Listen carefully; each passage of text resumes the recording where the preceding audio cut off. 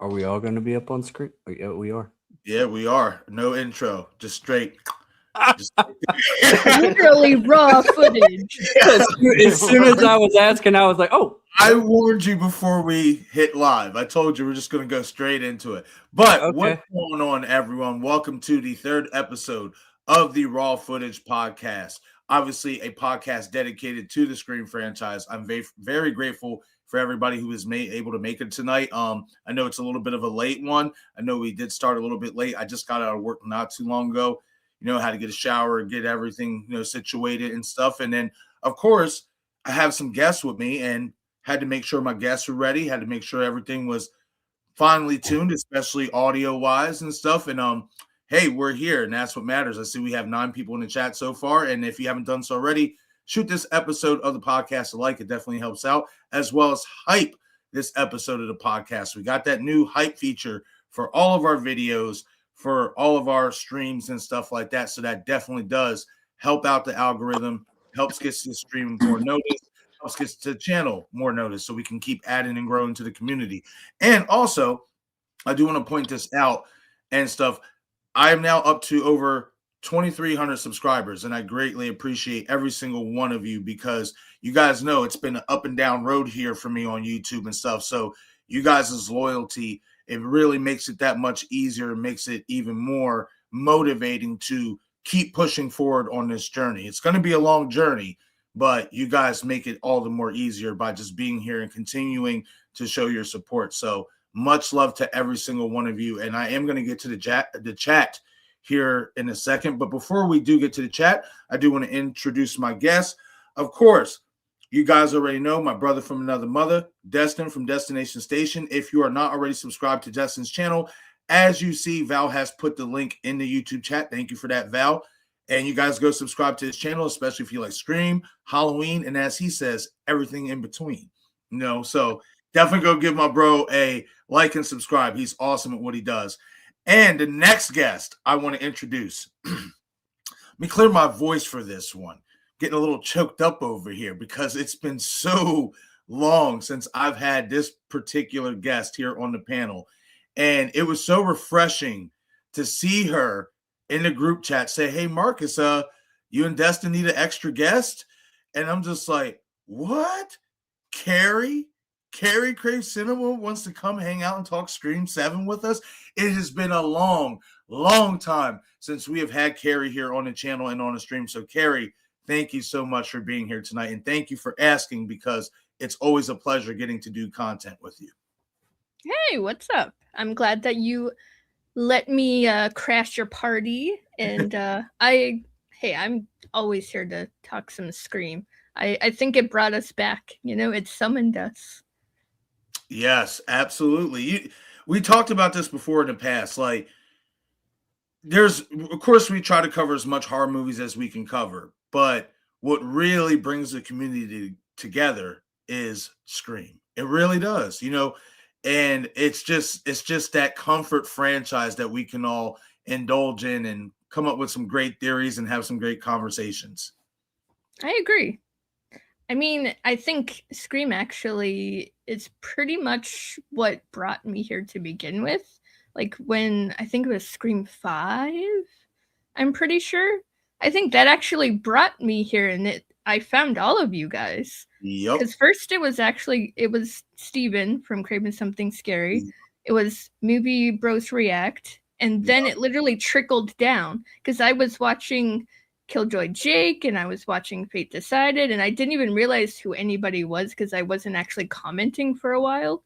But Craven was actually the channel that actually made me want to interact with people, because he was the first person who messaged me and actually said, hey, thank you for being here. And I'm like, whoa, they're actually talking to me.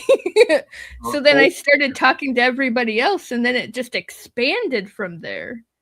Yep. And it became a beautiful thing. The amount of people that he has motivated to start channels, myself included, is astounding. It really is. Yeah. And just the amount of people he was able to bring together through his channel and get us all to also pay attention to other channels like Night, like Jake, like Fate Decided, like our channels and stuff. other channels, like even about to say we watched a movie and stuff like that, like even Beyond the Mask, whether you like their content or not, and stuff. Just basically this whole horror YouTube community. In so many ways, I feel like he's the one who really got us together. And fortunately, we have stuck together for the most part throughout this journey. And it's a beautiful thing. Yeah. And I wouldn't have It's our horror dad. I wouldn't have it any other way. Like finding you guys, finding Steven, and then leading to finding you guys, honestly, is probably one of the best things that ever happened to me. And I mean that in all sincerity. Me too. Oh, buddy. And the Love last you, man. guest, I love you guys too. And the last guest, last but certainly not least, you guys know he is a regular here on the channel. He's a regular here on these streams. He's an awesome individual. If you guys also like creature features and just everything a little bit outside the norm of horror, like in between horror and action, he's the guy to definitely go to. You see, he's got his Zilla, figurine on screen. Your filter looks like Scream 4. Yeah, it does. Introduction, but ladies and gentlemen, he got is some Dominic smears St. on it. Clair from Dominic St. Clair Studios. Also in the chat, if you are not subscribed to Dom, Val put the link in the chat. Go subscribe to Dom's channel as well. Carrie as well. Everybody that's here on the panel, go subscribe to their channels. Every single one of these beautiful people has awesome content. Is that Reptar from Rugrats? What is that? This is Godzilla. Oh, okay. Yeah. And what are you doing? What are you doing with Godzilla, man? I chill with him. I hang out with him while I watch his movies. So like I have your the buddy? Godzilla shirt right here, repping the Godzilla shirt, and Godzilla is also a guest with us as well.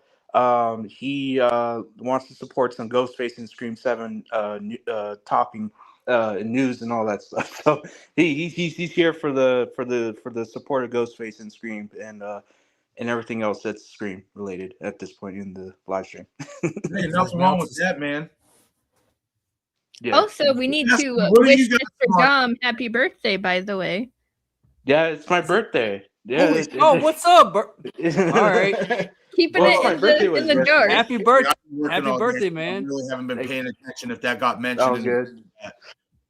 But bro, happy Um, birthday. What are you, 24 now, right? 26. 26? Man, still fucking young. Enjoy it. Baby. I want to be 26 again. I know, right? Enjoy that Godzilla with the big mouth. Man. Oh man. I'm kidding, man. All right. No, man, that's awesome, dude. That's awesome. All right, Happy so I am birthday. going to get to the chat and acknowledge everybody who is here. We are up to 24 people watching. Thank you for you guys tuning in at this late night hour. We are going to get into some Scream 7 discussion, and I will note this as well.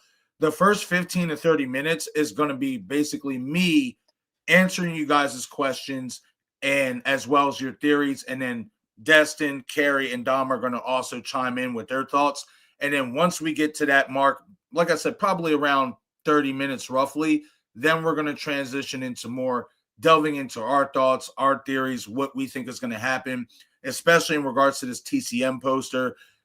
For Scream 7, we're going to delve into our thoughts about that because I haven't really talked about that yet. And then also we're going to talk about this opening or cliffhanger ending that could happen at Stu Macher's house. So we're definitely going to have a great time, and we're going to talk about other things as well. But again, the first 15 to 30 minutes, most likely 30 minutes, I'm going to be going through you guys' chats and answering you guys' questions so that you guys don't feel left out of the chat and stuff, especially once we get going and get into our spews and stuff, because you guys know that can take a little bit before I get back to the chat. So just want to show you guys some love and acknowledge you guys because I greatly appreciate you guys being here with us because it is late. We have Gina in the house. My Chunky Jordy 7585. What's going on, Gina? Saying I'll be in peeps with Ziggy. Say what's up to Ziggy for me. Oreo says what's up too. Will catch replay as I ain't getting up at 4:15 a.m. No matter how much I love your channel. Hey, I respect it. I respect it, Gina. This part was from earlier. Yeah, it was just from earlier. Well, Gina, when you watch this replay, I appreciate you. Thank you for leaving a comment, and I hope you enjoy this episode of the podcast. Always good to see you. Then we have King Matthew III. Some of these are from earlier, so I am going to just like go through them real quick and then try to be as fast as I can. King Matthew saying, "What's up? How are you doing tonight, Marcus? Unfortunately, I won't be able to join the stream because I'm sick with the flu, but I wanted to pop in and say, hey, I greatly appreciate that, King Matthew. You get better, my friend. That shit sucks. You know, don't worry. We're only a couple months away from spring, so some of this sick weather can go the fuck away." And Matthew saying, "And my theory for Scream 7 is that maybe Gale is a red herring and will probably die after the final act of Scream 7. Ooh, interesting. To be the cliffhanger of 7 and possibly shown dead in an opening of 8. That's interesting. I'm going to actually start this, and we'll actually come back to that later because that's interesting. I want to get you guys' thoughts on that, but I do want to move along and acknowledge everybody else quick. DJ, what's going on, brother? Hope you're having a great night. Thank you for showing up. Glad to see you here as always. What's up? I see you're in the chat, Dom, saying what's up to everybody. Thank you for that, Dom. I appreciate you, brother. What's up, Paula? I hope you're having a great night. I'm sorry if I missed your previous comment if you were saying hello, but I got you. Destin in the chat. My brother saying horror hooligans, get ready. That's right. All right, so let me scroll down here. It's a little bit earlier. Yo, what's up, Russ? If you're still here, I hope you're having a great night. Thank you for being here. Also asking, has anyone been watching Patrick Dempsey's TV series called Memory of a Killer? That's actually a show I am going to catch up on. It looks really interesting, and it's Patrick Dempsey, and he's cool. So, yeah, that's a show that I definitely want to get involved with because it looks really interesting. But thank you for being here, Russ. Always glad to see you. Hey, what's up, Val? General in the house. And as you see, Val, I took care of that issue. You are now back as managing mod. So we got that bad boy taken care of. Yeah, maybe she did, Russ. Tatum shot Ghostface 6 times. Yeah, maybe she did. That if she does, that would be awesome. I'd be hype about that. I'm not gonna lie. If she gets 6 shots off on him, that'd be cool. Little Loomis she might have when Sid told her to shoot through the wall. Yeah, that's a good point, Karen. Yeah. Now you make me want to go back in the trailer then and see how many times she fired.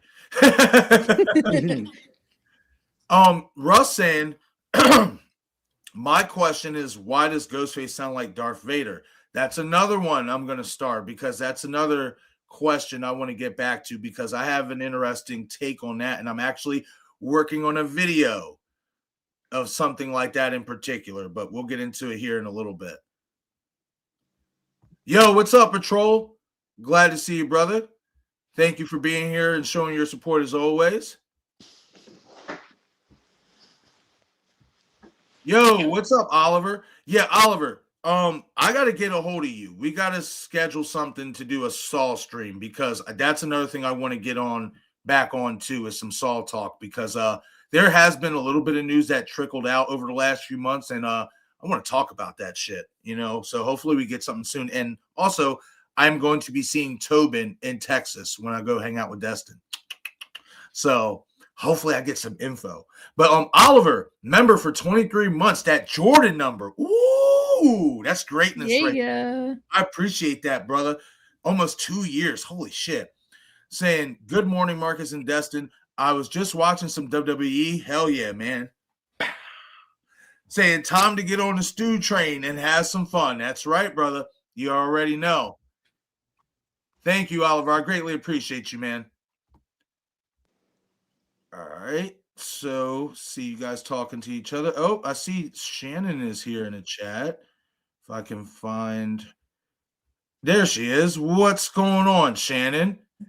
Talking Star Wars is in the house. Thank you for being here and showing your support as always. Saying, there's my favorite hooligans. That's right. Better know it, Shannon. Oliver saying, I take donations. I'm a creature. I take donations. That's funny. I guess that was in response to Dom showing Godzilla. Jamie. What's up, Jamie Hart? Glad to see you. Man, like, Hey. I can't believe, real quick, I want to say this. I can't believe it's been already, 3 months, Destin, since we got to meet Jamie in Kentucky.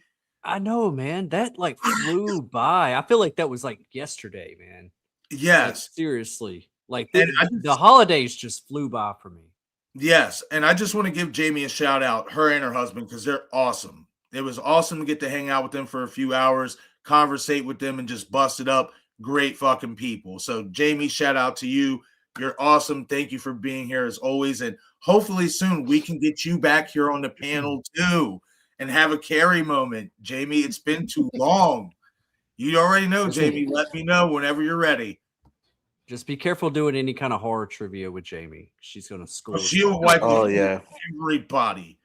everybody. She's fucking nice. I've seen her work. She does crazy work with the horror trivia.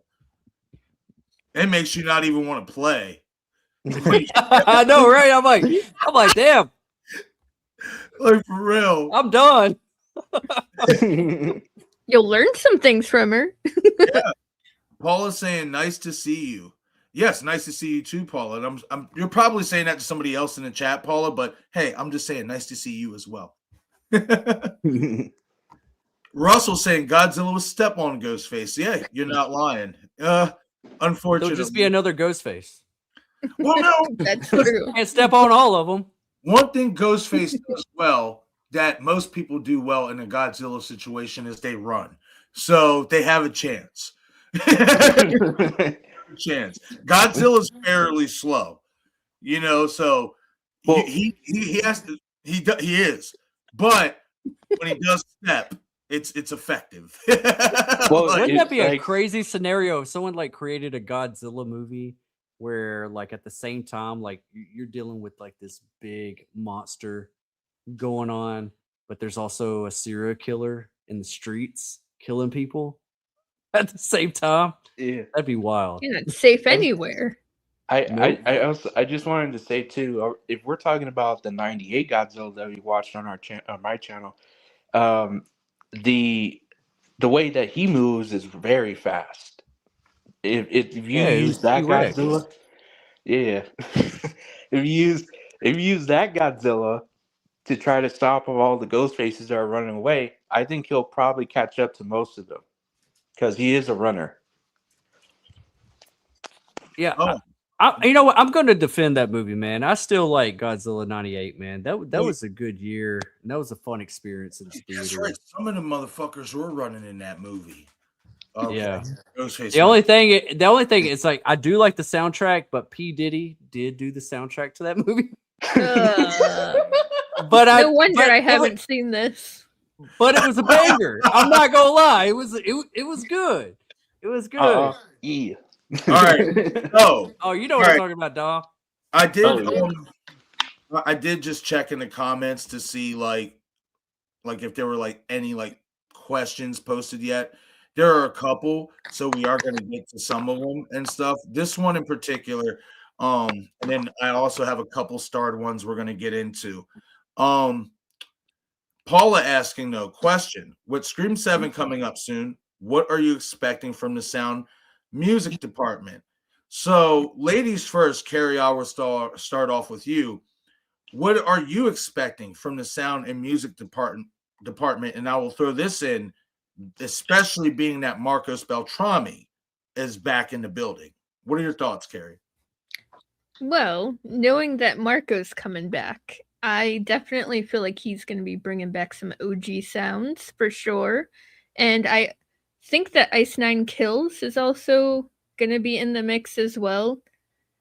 I'm kind of excited to see what they're doing for the movie as well. They always have great soundtracks, no matter what. Each, like, my playlist for Scream is just, it's huge because there's just so many songs that I love from each Scream. So I know it's going to be a banger. I'm not doubting that. And the fact that we got Marco Beltrami back, that is amazing. I'm excited for that.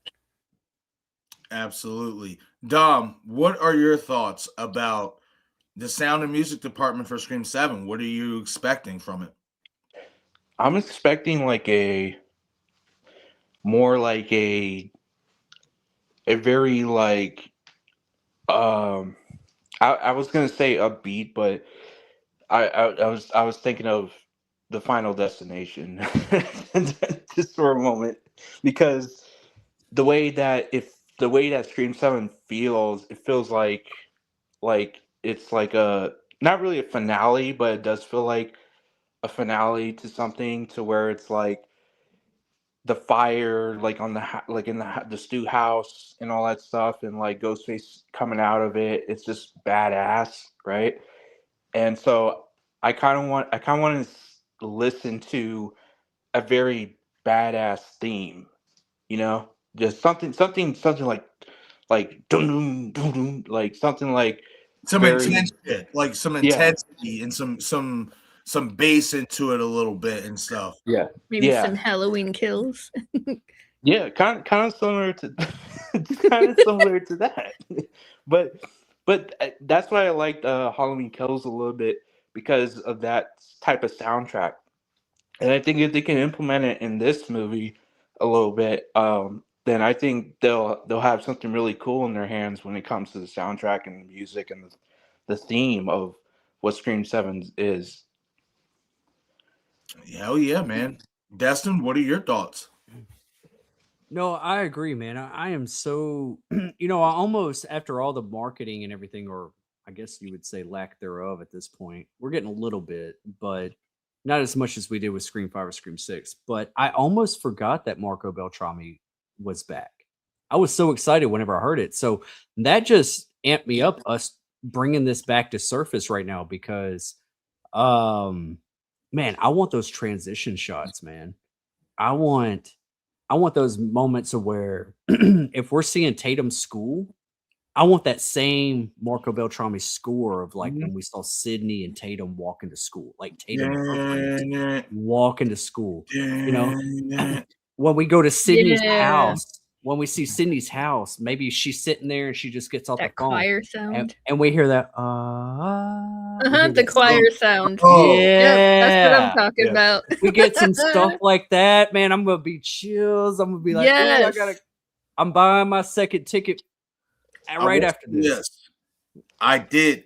I'm about to say, Destin, did you hear when Marcos posted on Instagram? He posted pieces of the score. Yeah. Ooh. And there And, was like a Look at that. mixture of it. and there Yeah. Sydney's theme was one of them.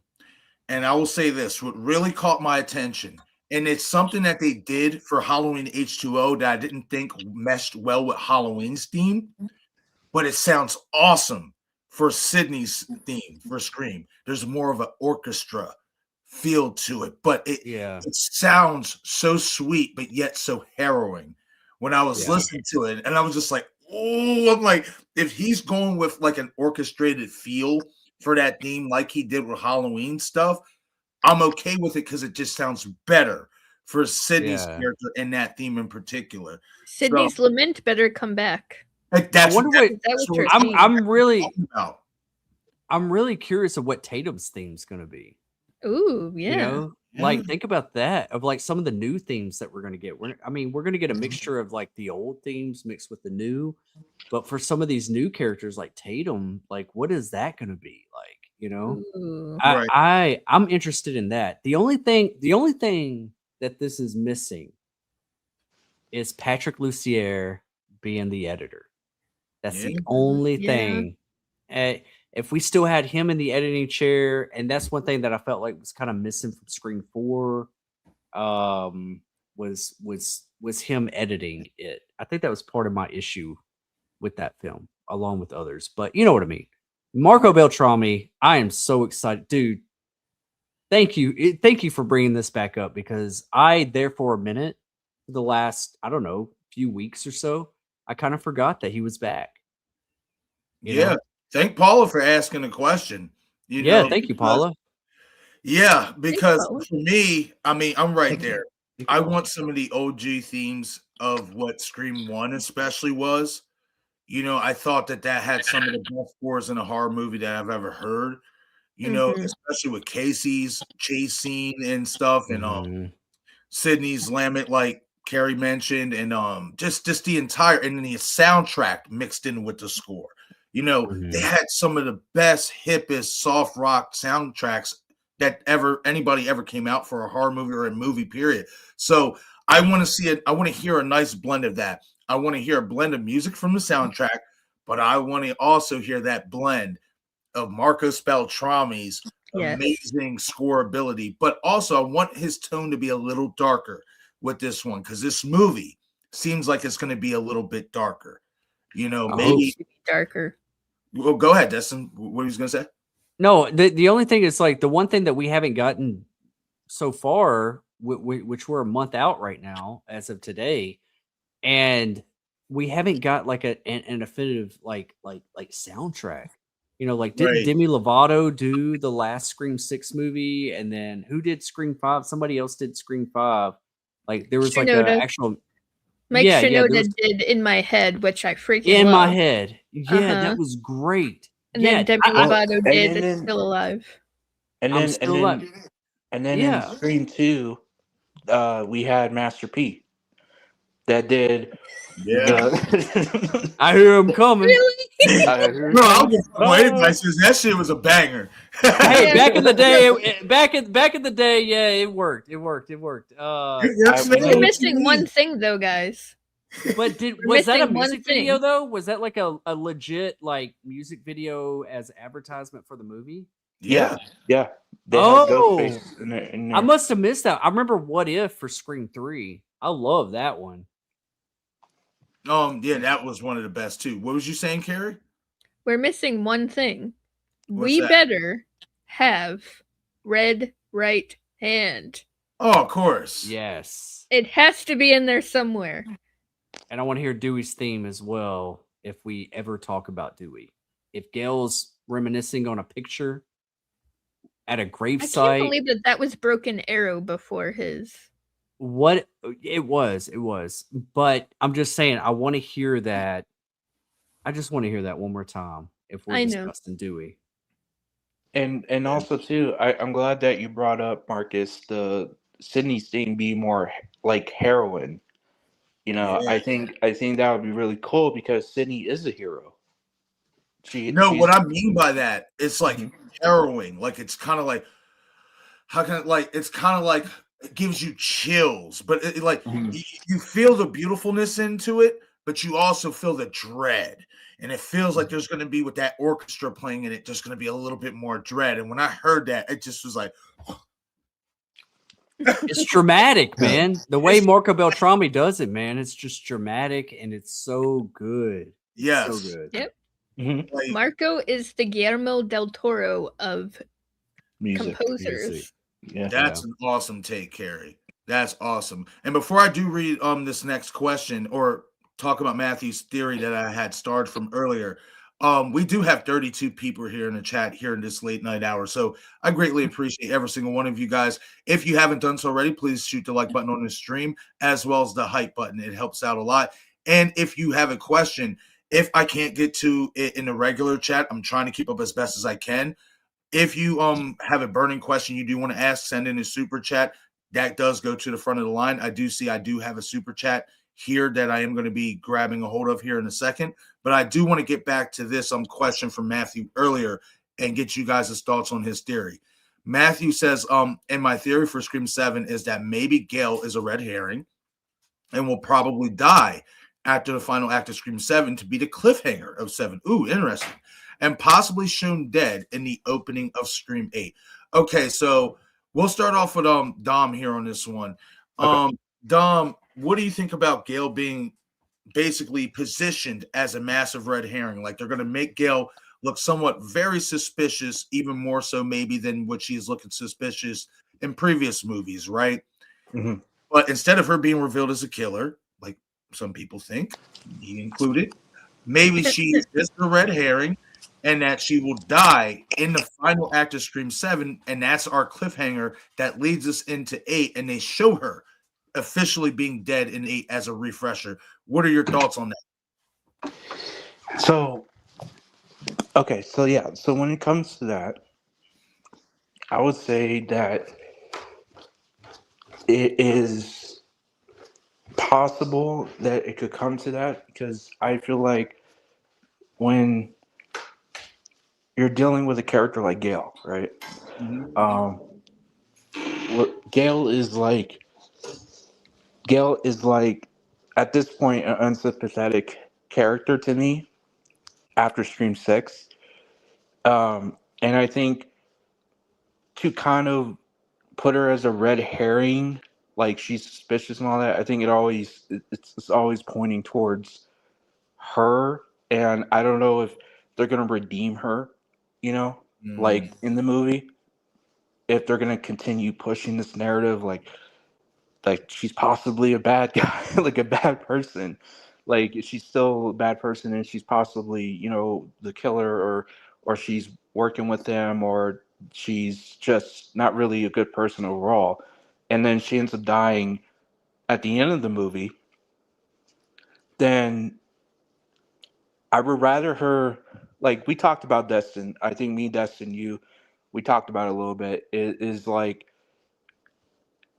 and Destin talked about it a lot. It is like we would like to see uh um Gail get her redemption, and so we like to see Gail get her redemption towards the end of the movie, whether that's realizing like she's righting her wrongs, and she's doing things for the greater good, and she ends up dying at the very end before she when she finishes her book, right? If she's writing a book, hopefully she writes a book about Dewey, the town savior, the sheriff, like what Destin mentioned, and and then all of a sudden she gets killed off at the end by an unknown ghost face, like that comes out of nowhere, right? And then it's like kills her, ends the movie with her dead, opens the movie with her, dead in Scream 8. That, so it's kind of leading into it. I do like that. I do like that. But I would rather have it perform in a way where it's like I like to see her get a redemption, and I like to see her die in a way where it's like, oh man, just like Right. she has to Like go. we're just getting to like her officially. Like we like her, but we're kind of like on the fence with her too. Like we see the bullshit that she is. So the thing is if you're going to keep pushing the same narrative about her, you have two options: kill her off or make her Ghostface.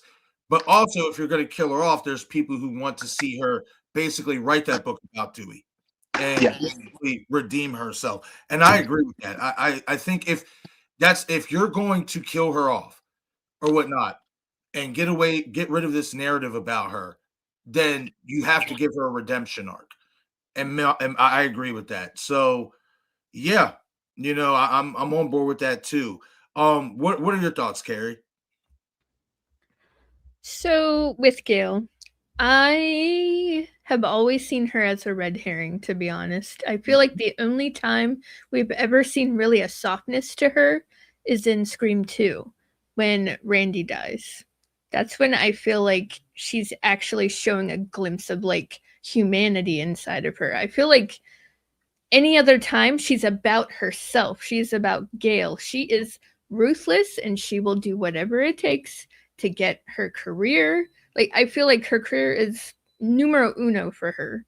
Mhm. Like so the fact that she's a red herring, I mean, I've always felt that way, especially in Scream 2 when they were doing the reveal and Mickey is saying, "Now who's that in the wings? Now who's doing that?"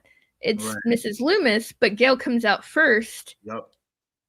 Everyone's thinking it's Gail. I mean, come on. I mean, you couldn't help but to think that. As for Listen, dying, they lost the opportunity. I'm sorry. I just feel like she should have, like, I hate saying it, but I feel like she should have died in 6. They had it, they had the moment. It was a perfect moment, in my opinion.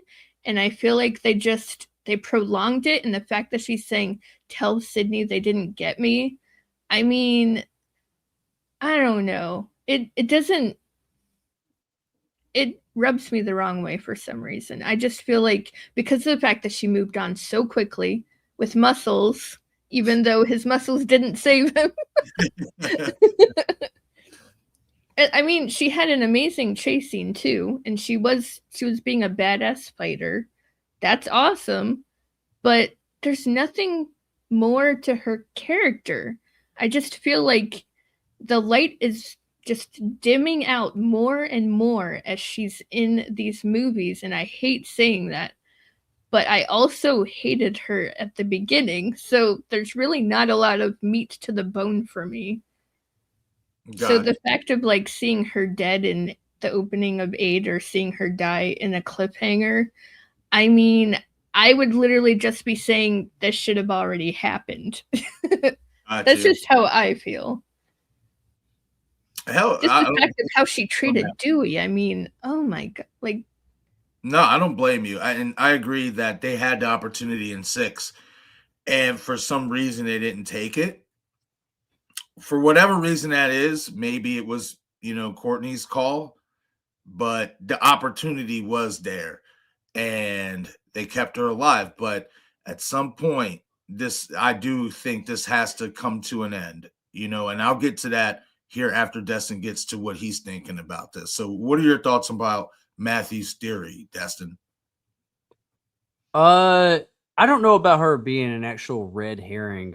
I think that's at this point, I think that it doesn't matter at this point. I think that like as far as like her being a good person, do we know she's a good person? Is she being sincere at all, especially towards Sydney now that they're teaming up again? Now that she's here in her hometown here to help her, I think that it would be kind of I think we need to go back to that. Remember, because like after 2 and 3, they hugged each other, and 4, they were okay. And 5, they were okay. 6, Sydney wasn't there. Gail kind of went back to doing some shady shit. And I think that in this one, I feel like Sydney should have a little bit of I kind of want to see that little bit of a not liking each other again for a minute, like let's bring that back to where it's like, no, you're the same old Gil. You're the same. You've never changed. You never changed. Dewey died because he loved you. He loved all of us. He was our, big brother. I do want to see Gail to redeem herself in a way, to being like, okay, she wrote the book. She at the end of the day, she right her wrongs, but she's done too much. Yeah, there's a lot of them. Scream 6 was a perfect time for her to go. I think that would have elevated Scream 6 actually for a lot of us if they really took that route and really like pulled the trigger and took her out. I think it'd been like, oh, can you believe it? I think Scream 6 would be on a lot of people's like higher level of like rank of the franchise. But in this one, I want her to right her wrongs, but I think that Gail needs to go. If it's not in the midway point, because we haven't really seen a whole lot of her in this one, except when she pulls up to help with the Beeks twins, and then when she goes to the psychiatric ward with Sydney. Mm-hmm. So she's still holding secrets. I feel like even in that moment right there, she's still holding secrets a little bit. And I feel like that's another reason why Sydney's like, why are you still bullshitting? Why you still, you still got, what's up? That image where we see in the TV spot with Sydney and her at the mental hospital. Now, I'm not saying they're not going to go there together, but that image where we see Sydney looks like she's looking at the wall, that was cropped in. You think that image of like you think that's the two different? You think they're going like 2 separate times? Well, I think because if you look at that image where Sydney is, somebody pointed this out. You can see the outline that it was cropped in. So I'm not saying Sydney is not there with her in that moment, but that moment in the trailer where it looks like Sydney is looking at the wall of this psychiatric patient, that's not a legit scene of her in that moment. It's not. Oh, damn. Yeah, so I don't Okay. know.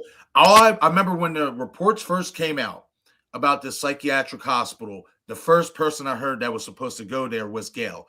Then along the way, it was supposed to be Gail and Sydney. And so I don't know if it's going to be both of them or if it is going to be just one of them. But that Yeah. scene in the TV spot, that was cropped in. Okay.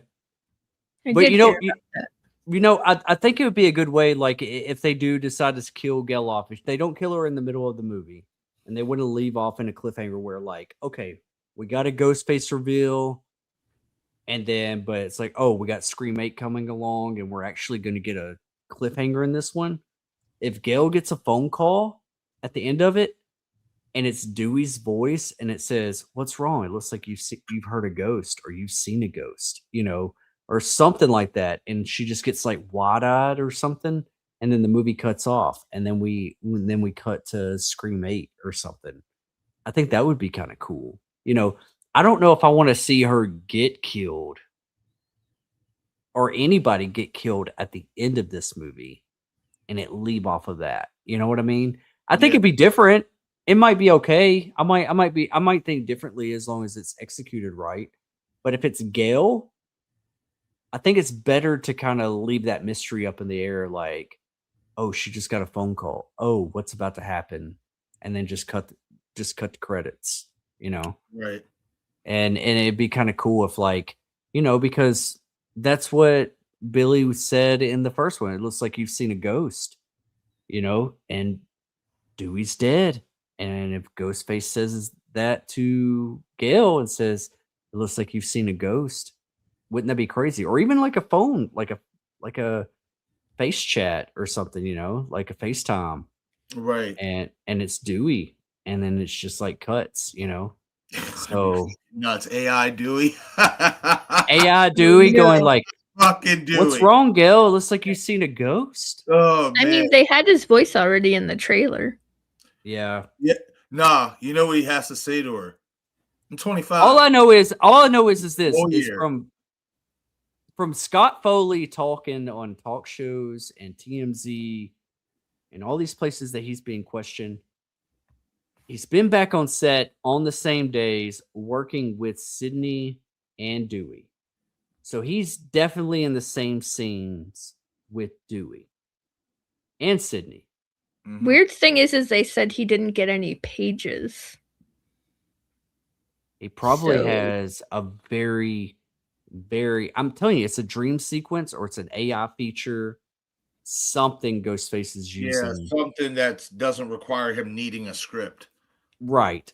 It's something that's probably like a one-liner or Well, something. and that's the thing. You don't need to be on set if you're going to do AI. You can send that shit in and just give the permission and stuff. But if he was on set with David and with Nev, then I think there's going to be more of a dream sequence. That's what I'm feeling. I'm feeling that. That's what I'm feeling. I think it is going to be more of a dream sequence. But to cap off my end here, what I think about Matt's theory, maybe Gail's red herring will probably die after the final act of Scream 7 to be the cliffhanger 7. I mean, that would be the cliffhanger and possibly show dead at 8.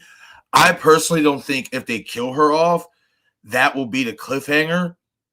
I think if they kill her off, it could be more towards the end of the movie, maybe in the final act. I agree with that. But I don't think her death is going to be what leads us into Scream 8. I have another idea for what's going to lead us into Scream 8 that we'll talk about a little bit later and stuff. But Gail, much like Carrie said, like, especially over the last couple of years, I've felt like, especially if you go back and rewatch every single movie, Gail has always been a red herring. And also, Scream 6, they play into the idea of Gail being Ghostface. Now, I'm not saying that's going to happen.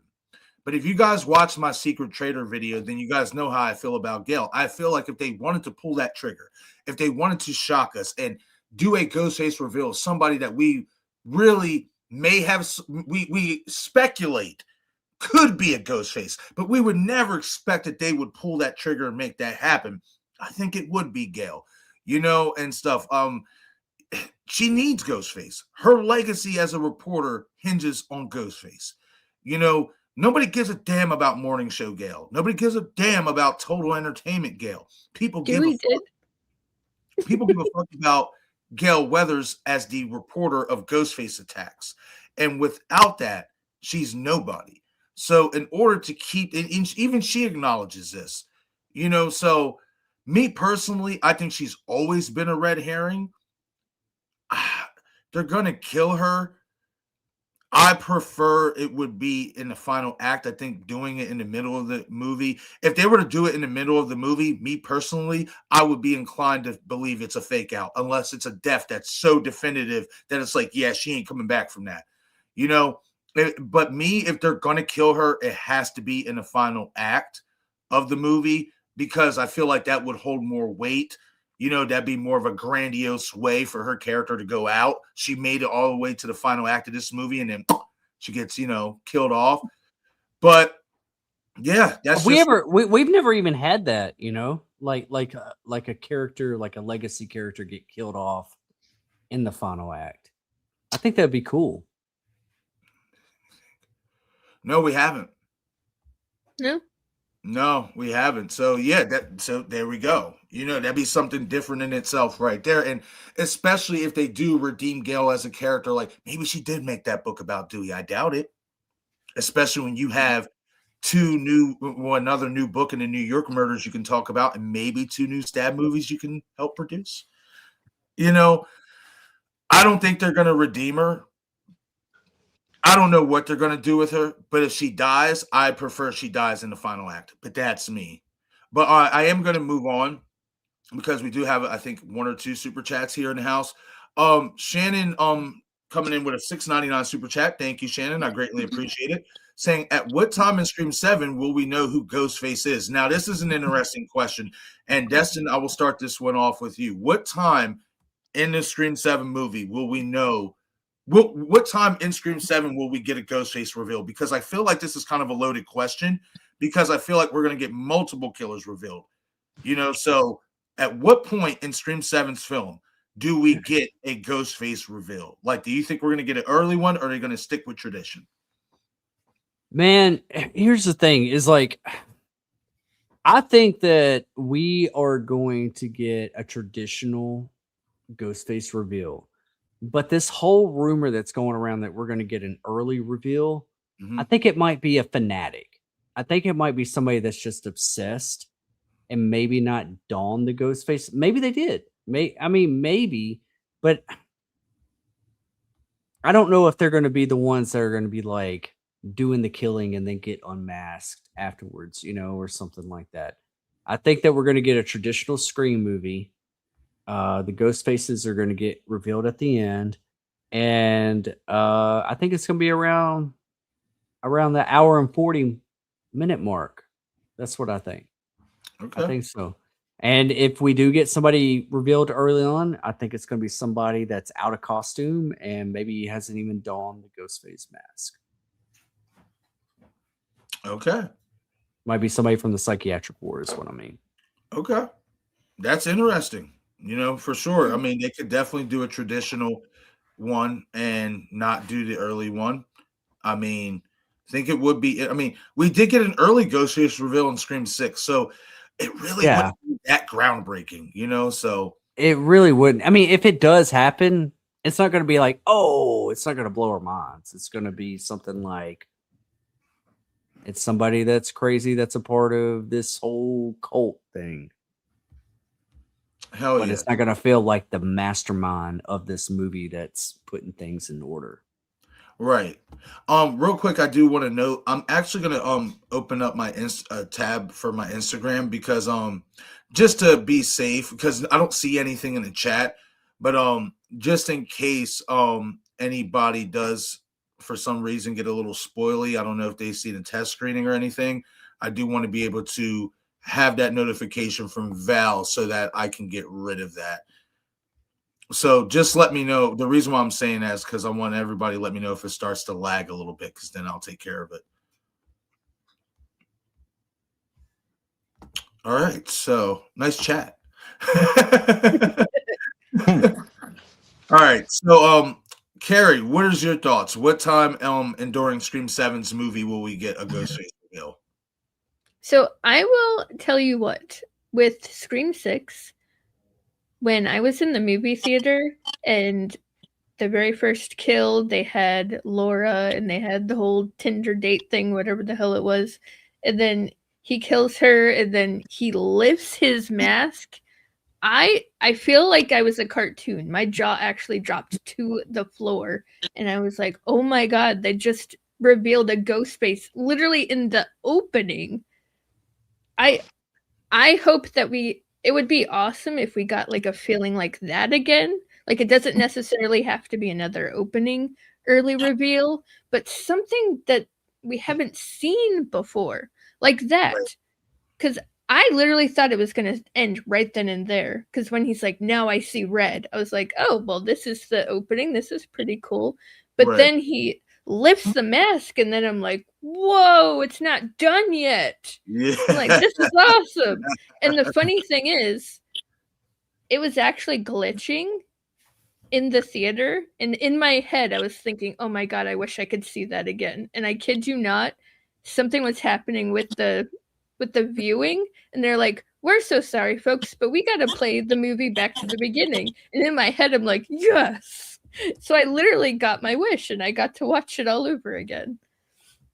But I totally ventured off what I was actually talking about. But that's what I normally do. But I wouldn't mind like the traditional, but also they need to sprinkle in something fresh. Like I don't really care what it is. I just want to be able to be like, "Okay, they did that," or "Okay, they went there." That would be really cool. I want to see something a little unique, a little different. Not anything like over the top like, "Oh my god, they really just did that." Something more like Right. something just fresh, different. Like that's why I actually view the Scream 6 opening as like one of my tops because I enjoyed it because it was different. Right. No, I agree with that, Carrie. Like I remember being in the theater too, and that fucking moment came up when he lifts the mask. I'm like, whoa, wait a minute, what the fuck are they doing? I'm like, are we gonna be following this motherfucker throughout the whole movie?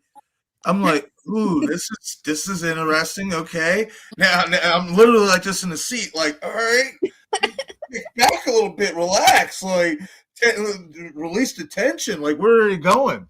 And then they, kill him off within 5 to 10 more minutes, and then But the funny thing is he was a horrible, horrible, horrible human being. And the yes, fact that the tables turned and they're playing hot and cold, I'm like, this is even better. Like this made right, the opening even better. The fact that the tables were turned, Ghostface versus Ghostface, and the fact that Ghostface actually ended up stabbing Jason the same amount of times that he stabbed Laura. right. No, I agree. Tables have turned, my friend. Yes, he was a deplorable human being, and he deserved everything that he got. But for those 5 to 10 minutes that we got with him, like following him, that was cool. That was something different.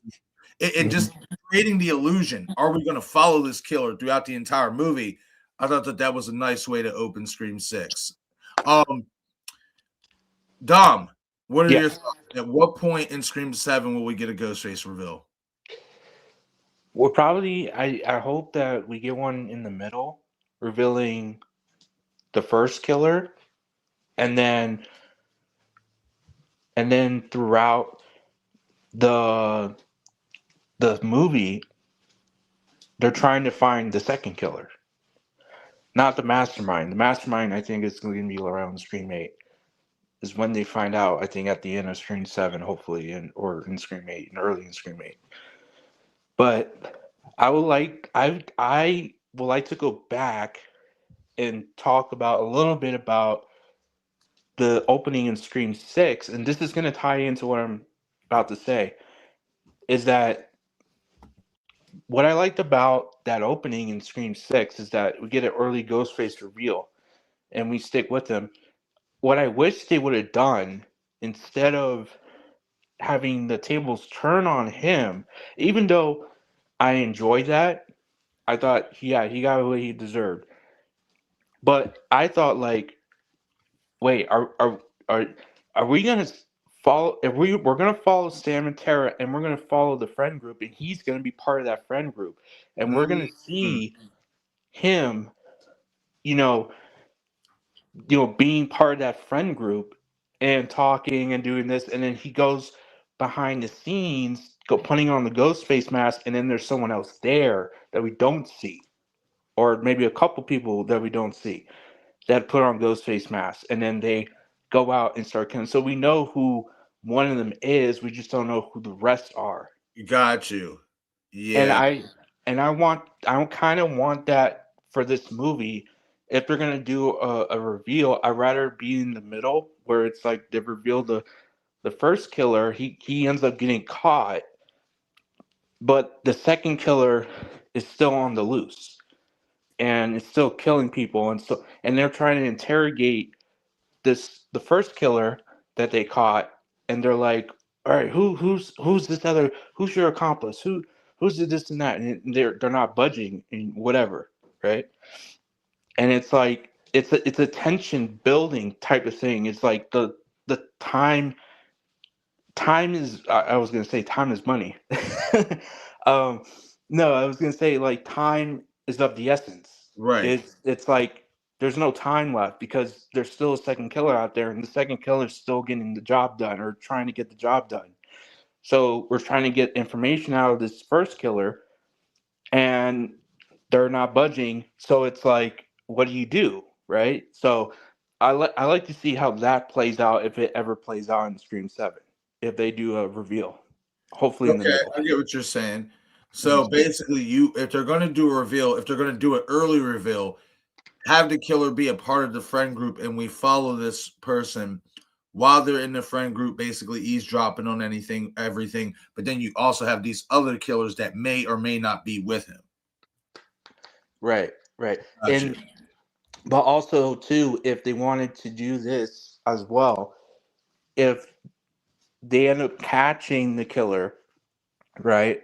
Like they end up catching the person that we know who it is, then they're trying to get them to talk, but they're not talking. Okay. And they're like trying to get information out of them, but they're not budging. So we're trying to find out who the other killers are at the same time. So time is of the essence. Okay, so I get where you're going with that. So Mhm. basically, even if they have this killer in custody, he may know who the other two killers are, but he's kind of Hannibal Lectering motherfuckers. Yeah, pretty much. No, because like I'm sitting here putting everything together, and I'm just like, yeah, like that would be some Hannibal Lecter shit. That'd be cool. I mean, a lot of us had that theory, especially for Stu's character, and granted, they have Fallbrook Psychiatric Hospital, so if they wanted to go with a Hannibal Lecter type of story, they could do it. I don't think that's what we're going to get, but that would be cool to see. I wouldn't be against something like that. Yeah, and I think if they pull it off and execute it well, I think that would be a really good, like, a great string of scenes. Right. Like a string of scenes that like are tension building, because like their time is running out. Like the other killers are still out there, and they're still doing the job that this killer was doing with them. And so it's like, you know, I'm trying to catch my breath. um, the thing is like, I would love to see a dynamic with that, because it's something new, it's something different. Like, yeah, we got that in Scream 6 with the opening, but what if we get that during the middle of the film, where they end up catching said killer, and then but the other killers are still out there, and it's going to be some Hannibal Lecter shit. Like, oh, let's try to figure out who these other killers are. Let's talk to this guy, and the guy's just playing mind games with them Right. throughout the rest of the movie. So it's like, it'll be interesting if they do something like that. Hopefully. Oh shit! I didn't even notice. I'm sorry. I was like into what you were saying, Dom. Sorry, Carrie. I didn't even notice that you dropped for a second. Like I was like, Sorry. I was focused on the chat as well as what Dom was saying, and then like I just hear a boop, and then I'm just like, what? And it's like Carrie Craig Center has entered the studio. I'm like, oh wait, she dropped. Like shit. Sorry, something was going on with my mic, so I had to like refresh. Oh no, you're good. You're good, Carrie. I got you and stuff. But yeah, man, I like that idea, Dom. Again, they could definitely. I wouldn't mind them doing that in a Scream movie, kind of having like a early Ghostface reveal. Maybe it's kind of like a Cult of Ghostface type of angle, and then one killer's like in custody, but they're trying to crack the code, but he's not budging and shit because he's got to follow orders, he's got to follow the plan, and yeah, that would be Kind of like interesting. the following. Something like that, yeah. I would get. Hey, that was the original plan for Scream 3, so I mean, Exactly. it could work, you know. So to wrap this question up from Shannon, I'll say this in regards to what time a Scream 7 reveal will happen. I'm gonna say we could possibly get 2 early Ghostface reveals before we get to the final act. And the reason why I say that is because I do believe that we are going to get that early reveal that has been rumored for so long. I think they're going to go through with that. So that's one right there. And if I'm not mistaken, it's being rumored that will happen outside of Sydney's house. So let's just say that rumor is true. And that does happen. That's one Ghostface reveal right there, right? But the second one, when Sydney goes in that house and she's pointing her gun both ways, and then she walks into this house, and you can see the look on her face. It's shock. And then at some point, we hear her in that same scene. That was in the TV spot trailer where she just has the shocked look on her face. In the first trailer, we hear her screaming at this person in the same location. Where is my daughter? I think that's an early Ghostface reveal right there. So let's say we don't get that early Ghostface reveal that was at the house that people are rumoring about, right?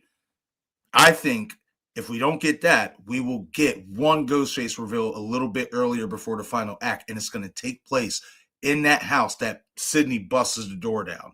Because in the TV spot, she has the shock look on her face, and then in the trailer, she's screaming at somebody, and it looks, we can make the argument, it could be on a screen or something like that, but I feel like that's somebody who's standing right in front of her, you know, in that moment when she's screaming, where's my daughter at, to them.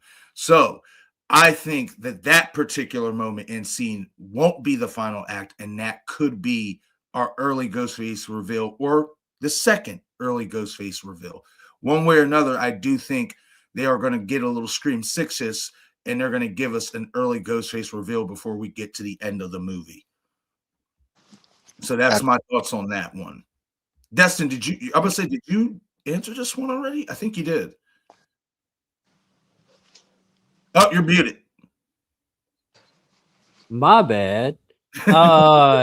Do you think that like it's going to matter though? Like it's going to be shocking whoever it is that's going to be revealed early on, or is it just going to be like an? I'm gonna be honest. Honestly, I don't think any of these killers who are going to be revealed in Scream 7, I don't think we're going to give a fuck about any of them. Damn. I think what's going to matter is what the cliffhanger looks like. That's what I think is going to matter. If we get a cliffhanger. I think we are. And I'm going to explain why here. I did a video about it, but I'll refresh and stuff just in case nobody got to see the video yet and stuff. But we're definitely going to talk about that. That's actually going to be the thing I transition to once I get a couple more of these questions answered. This was from earlier. Russell asking, my question is, why does Ghostface sound like Darth Vader? LOL. I'll start this one off. I think they're going to have elements of Star Wars in this movie. Or they're going to be paying homage to certain things from Star Wars. Somebody pointed this out in one of my videos in the comment section, and I'm going to do a full-length video talking about this, but somebody said, did you notice there's 2 guy characters in Scream 7 that have the same names as the 2 brothers in Star Wars? Luke Skywalker and Ben Skywalker in Star Wars. In Scream 7, we have Lucas Jess's son, Asa Germain's character, and then Ben, Sam Reckner's character, Tatum's boyfriend. Then we hear, Ghostface when he sits the fuck up. Sounded like straight fucking Bane when he's breathing, with a Bane in a mix of Darth Vader. Maybe he has asthma. I love it. I don't know why. I really love that aspect that they're adding with Ghostface's character. It makes me believe. There's another spot. It makes me believe whoever's underneath the mask in that moment, and it could mean nothing, but it makes me believe whoever's underneath the mask in that moment that's breathing like that, they might have some medical complications. Stu Macher getting a TV crashed on his head. I mean, so, and then here's another thing. I did a little bit of research on this in regards to Star Wars, right? The interesting thing is this. Emperor Palpatine, I guess that's his name. Yeah. There was a moment in one of the fucking Star Wars movies. I don't know Star Wars like that. I'm just getting caught up just because of Scream 7 and some little clues or whatever. But Emperor Palpatine once died by electrocution. Mm-hmm. And he was a character in the Star Wars franchise that was thought to be dead that came back. Yeah. And can I add something to it too? Yeah, go ahead. So, spoiler alert, if anyone hasn't seen Star Wars Return of the Jedi, I believe, is the last one in the original trilogy. Episode 4 through 6. So it was episode 6, The Return of the Jedi. I think Palpatine was thrown off the edge by Darth Vader.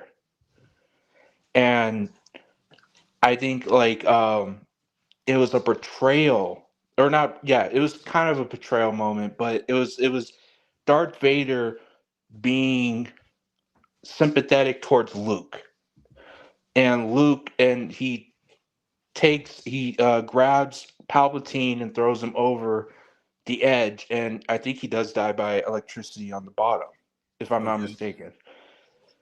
And I don't know if there's going to be some sort of betrayal again in this type of Scream 7. I don't know. Maybe. Who knows? But I will also say, too, is that I do agree with you saying, a character that was thought to be dead is going to come back. And he's going to be bigger and badder than ever. And I agree. I agree with what you're saying, Marcus, on that. Just like a character you thought was dead, and then I find that interesting because remember what Matthew said a few months ago, well, in the summer of 2025, and everybody at first, when he said it, thought it was just a joke, but it actually had some meaning to the movie. He said, I am going to play a fairy godmother, and it's going to slay. In Sleeping Beauty, the fairy godmother is a character everybody thought was dead that fucking came back. Right. So now you have that line from Matthew, and then you have these little nuggets of Star Wars that I just mentioned, and Russell's asking in regards to why does Ghostface sound like Darth Vader. This is where I'm going to cap it off with this. The reason why I think there's these elements of Star Wars in this movie is because, remember in Scream 5, they said Rian Johnson, the director of the latest Star Wars, directed Stab 8, and it was very, very controversial or whatnot. So I think they're kind of playing an homage to that to a degree, but I also think because of how controversial that movie is, they might try to get a little controversial with Scream 7 in regards to who the killers are, who the reasonings are, as well as a lot of the fan hate towards the last Star Wars movie was the fact that basically the whole motive was to kill off the past. That's how I took it anyway. A lot of people were mad that they went with this direction of basically trying to kill off the legacy in the past. What do we see happen in Scream 7's trailer? We see Stu Macher's house burning down. That is arguably the most important part of the Ghostface legacy because that's where the original killing spree came to a culmination. So maybe, and this is if we don't get Stu Macher in Scream 7 or even in Scream 8, maybe they're going with a Star Wars, the last Star Wars movie type of angle where they're going to go with a controversial reveal and a controversial motive. And maybe part of that motive is to tear down the legacy of Ghostface once and for all. I don't know.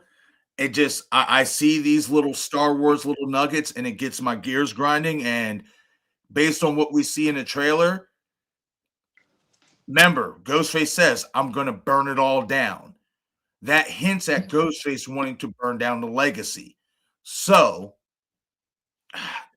they might be doing some Star Wars shit. So, Destin, what do you think about Ghostface sounding like Darth Vader? What are your thoughts about this? I don't want to say that I was like the first one to bring this up, but I did bring it up. Like, I didn't feel like anybody else was really talking about it until I brought it up. I could be wrong, but even in that second teaser trailer, you hear him do it again.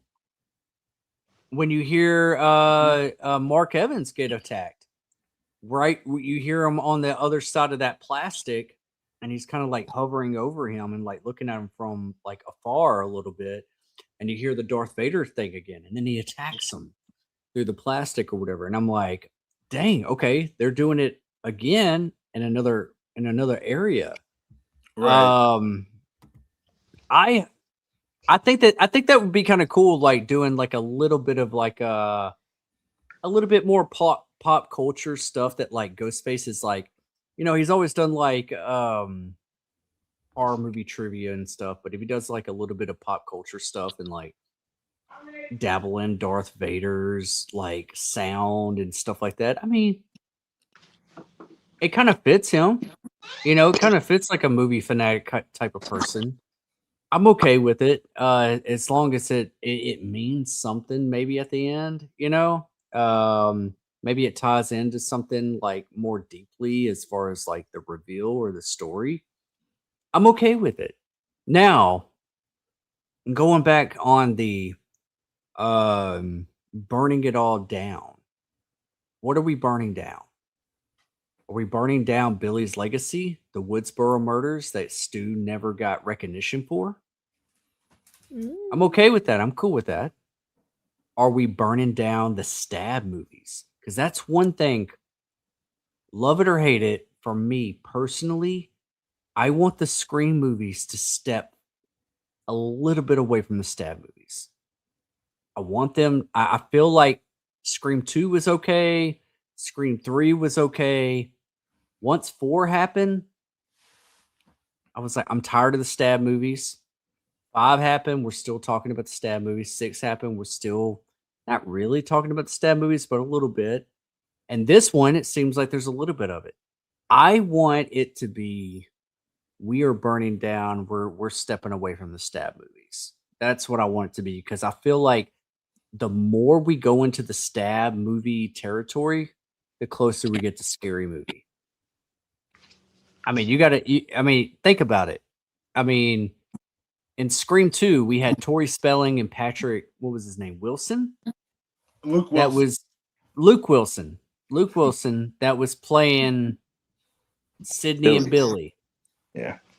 You know what I mean? And then, Scary Movie kind of duplicated that scene. And it just, even in Scream 5, when we're sitting there and we're watching them and they're watching a movie and somebody's playing Randy and they're like, don't say you're going to be back because you won't be back. And I'm like, that is not Randy. Right. What the fuck are y'all doing? Like, don't even implicate it. Like, let it go. Let's burn the Stab movies to the ground. Let's get rid of that. Right. Let's get it to where it's so controversial, the studios are scared to make a Stab movie. So we're gonna get away from it. You know what I mean? Like that's my biggest pet peeve after 3. Even 3 was like it. You know, 3 was it. Okay, we're on the fucking movie studio. We're doing all this. Right. We're on the Stab studio. 4, I just felt like, okay, now we're beating a dead horse here with the Stab movies. Let's get innovative in a different direction than the Stab movies. That's what I want to do. Yeah, I mean, I get it. You know, I don't think they're going to. I think those two that one Stab poster that looks new is a sign that a new Stab movie has been made. Could it be whoever's doing this is burning down the Stab movies? Yeah, sure, but then why are you going after the ultimate? And in Yeah, so many ways, you're trying to create your own Stab movie in a way. I mean, I'm down with like the whole idea of like we're gonna burn it all down to the ground. We're gonna retcon everything. We're gonna Okay. reboot the franchise to where it's like we're not doing another sequel. We're doing a follow-up to the original Scream. This is the requel to that Scream, which 5 was kind of that, you know, but not really. You know, for Right. us it was No, that, but no. within the movie, within the world of Scream, it really didn't Well, go not too really. far into Well, that. see, to the newer generation, that was, but to us old school ones, that when we think about requel or retconning a straight to retcon version of like a new Scream 2, then our characters would obviously be Sydney, Dewey, Gail, Yeah. and stuff like that. They added, Melissa, Mason, and all these other characters. So that was for the newer generation and stuff. This one is honestly, in regards to like legacy, this is what, and if you weren't going to add any new characters, this is what Scream 5 should have been. Yeah. And stuff outside That's a of good point. obviously adding Sydney's daughter and stuff like that. Yeah, that's another thing. It's a lot of people. I'm wondering that. How many people are thinking that? Like, this is the true Scream 5. Like, A little bit. A little you bit. know, like this is the true reboot than 5 was, you know. I can It feel feel that a little bit. yeah. Carrie, If, what is your thoughts on Ghostface sounding like Darth Vader? I think I'm gonna go a little left field on this one because Yeah, go I'm left going a field. little unexpected, but I think that it is a way of kind of throwing us off because, like I've pointed out before, there's little audios throughout the entire trailer of Yes. like the hellos and the help me, and I think the heavy breathing is just for the trailer. I don't think we're going to hear it in the actual movie. That's just my opinion. I think it's just literally for the trailer to throw us off. Because I think it's trying to cover up the audio a little bit, like in a sense. Okay. I'm just gonna be simple. No, that makes sense because I mean, let's really be honest here. There have been plenty of things that they've thrown in the trailers or TV spots that don't actually make it to the final cut. Remember, Scream 6, I'm something different. Never made it into the movie. The leaked photo of Ghostface with the bullet holes, in the robe. Didn't happen in the bodega scene. That robe was sparkly and clean. So there's definitely another prime example. In the trailer, when Sydney says, if you hurt her, Ghostface says, I'm not going to hurt her until you're here to see it. In a TV spot, Ghostface delivers that completely different. It's completely more sinister, more toned down. Like, I'll even go as far as saying this. In the trailer, it sounds like the Ghostface saying that to Sydney was a female. But in the TV spot, it sounds like it would be a male saying that to her.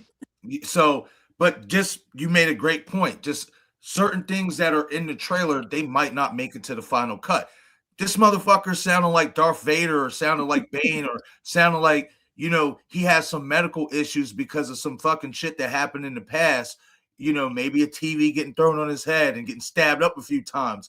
So he might need a little extra assistance. That might not fucking be in the actual movie. And I'm not going to lie. Would I be somewhat disappointed it wouldn't be? Yeah, because I'm not going to lie. I think that's a somewhat cool feature for Ghostface to have. I don't know why. I just like the... I don't know why. It just sounds cool for the character. I don't know why. It sounds like my boy is breathing. What is it? Dirty mouth? Have an orbit. And that motherfucker is just breathing cold ass ice. As breathing and shit like that. Just is he trying to fog up a window and try to write some messages to Sydney? Is that what he's doing?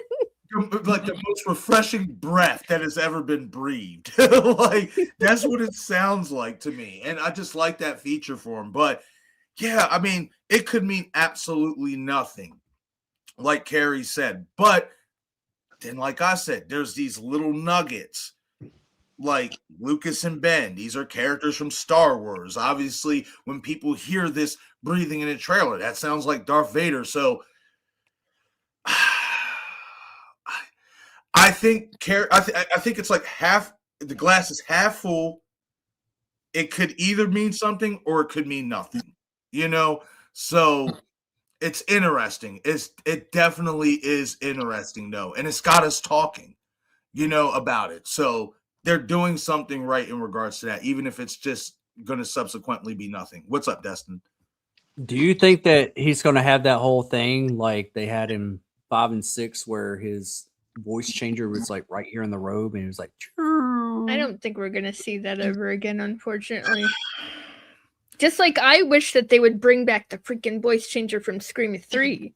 I want that so bad. Well, I'm thinking it might be back. I think it's back, 1, and 2. If they do have that little feature where it's like, you know what I mean? Which it was amazing. I loved it. It was really cool. It Yeah, sounded so high tech. it did. If they do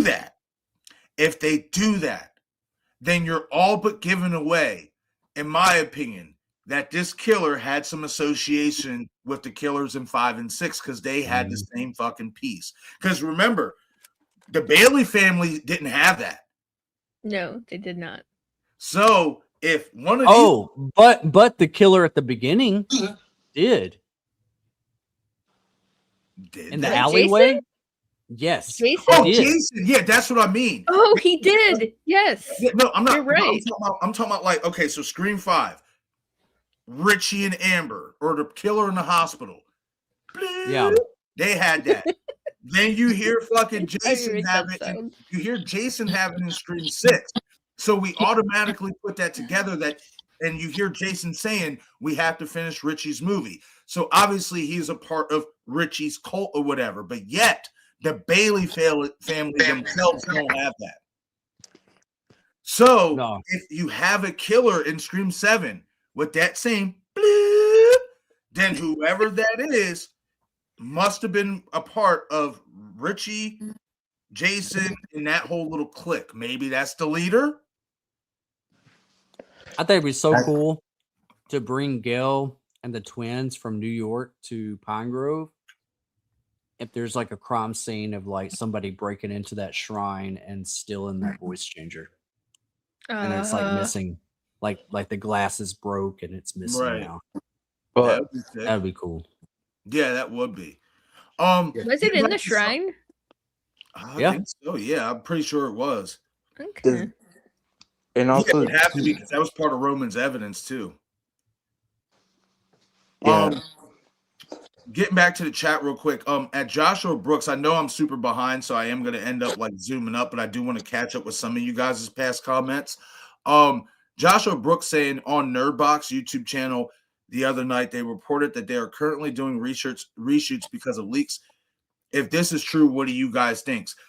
I did hear something about leaks going around on TikTok in regards to one of the killer reveals. I've stayed away from it, so I don't know 100% if it is true. I'm not saying the reshoots, aren't, like happening or whatnot. But I'd like to think that if in the event of a big time leak getting out there, they already had something filmed that they can switch it off with. So I don't know. I mean, if they are doing reshoots, I just wonder how big of a reveal it was to where they're doing reshoots, because then that tells me it had to be a little bit of a big reveal, because if it wasn't that important, I feel like you wouldn't feel the need to do reshoots. So I don't know. It's possible that is the case. What do you guys think? Carrie, I'll start with you. I feel like Kevin Williamson he knows that kind of thing, because with Scream 2, he was having some major issues with leaks. So I feel like maybe they already had like some alternate scenes already like made. I don't think they would be doing any reshoots like now. Right. That doesn't make any sense. I think they just want people to think that they're doing reshoots. Right. That's a great point to make, Carrie. Yeah, I agree with that. Just create the illusion that they're doing reshoots, but they're really not. If this leak is big enough, it's okay. We have something in the back pocket to combat that. Yeah, I agree. Yeah, because What they were I can't talk anymore. They were they were prepared for Scream. Well, not really prepared, because he actually had to rewrite the whole third act. But I feel like now he would learn from that. Right. I agree. I 1000% agree. What do you think about this, Dom? Yeah, I don't know if I mentioned the Darth Vader voice thing.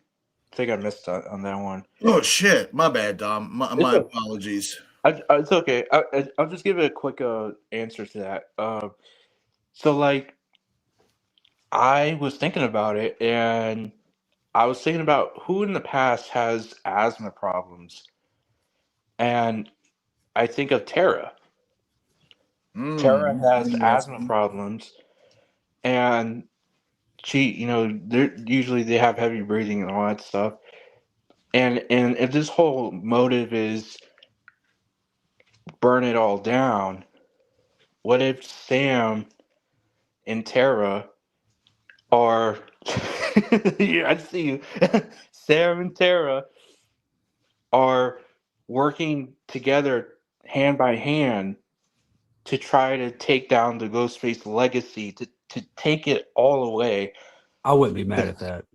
I said it in my video, one of my videos, man. People think I'm crazy. Like, listen, if we don't get Stu Macher, if we don't get exactly what we expect or whatever, especially if you break it down into context, like let's say Gail got 2 new Stab movies done. Let's say she manipulated the twins to go in on her with altering the story and altering the characters of the Carpenter sisters and making them out to be people they're not. That's all the motive they need right there.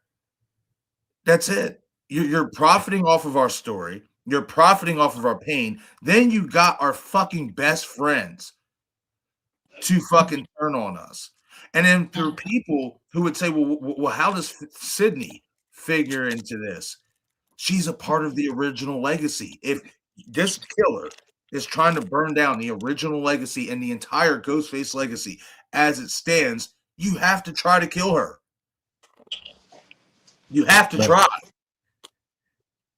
So yeah, Dom. I mean, listen. I mean, there's another thing too.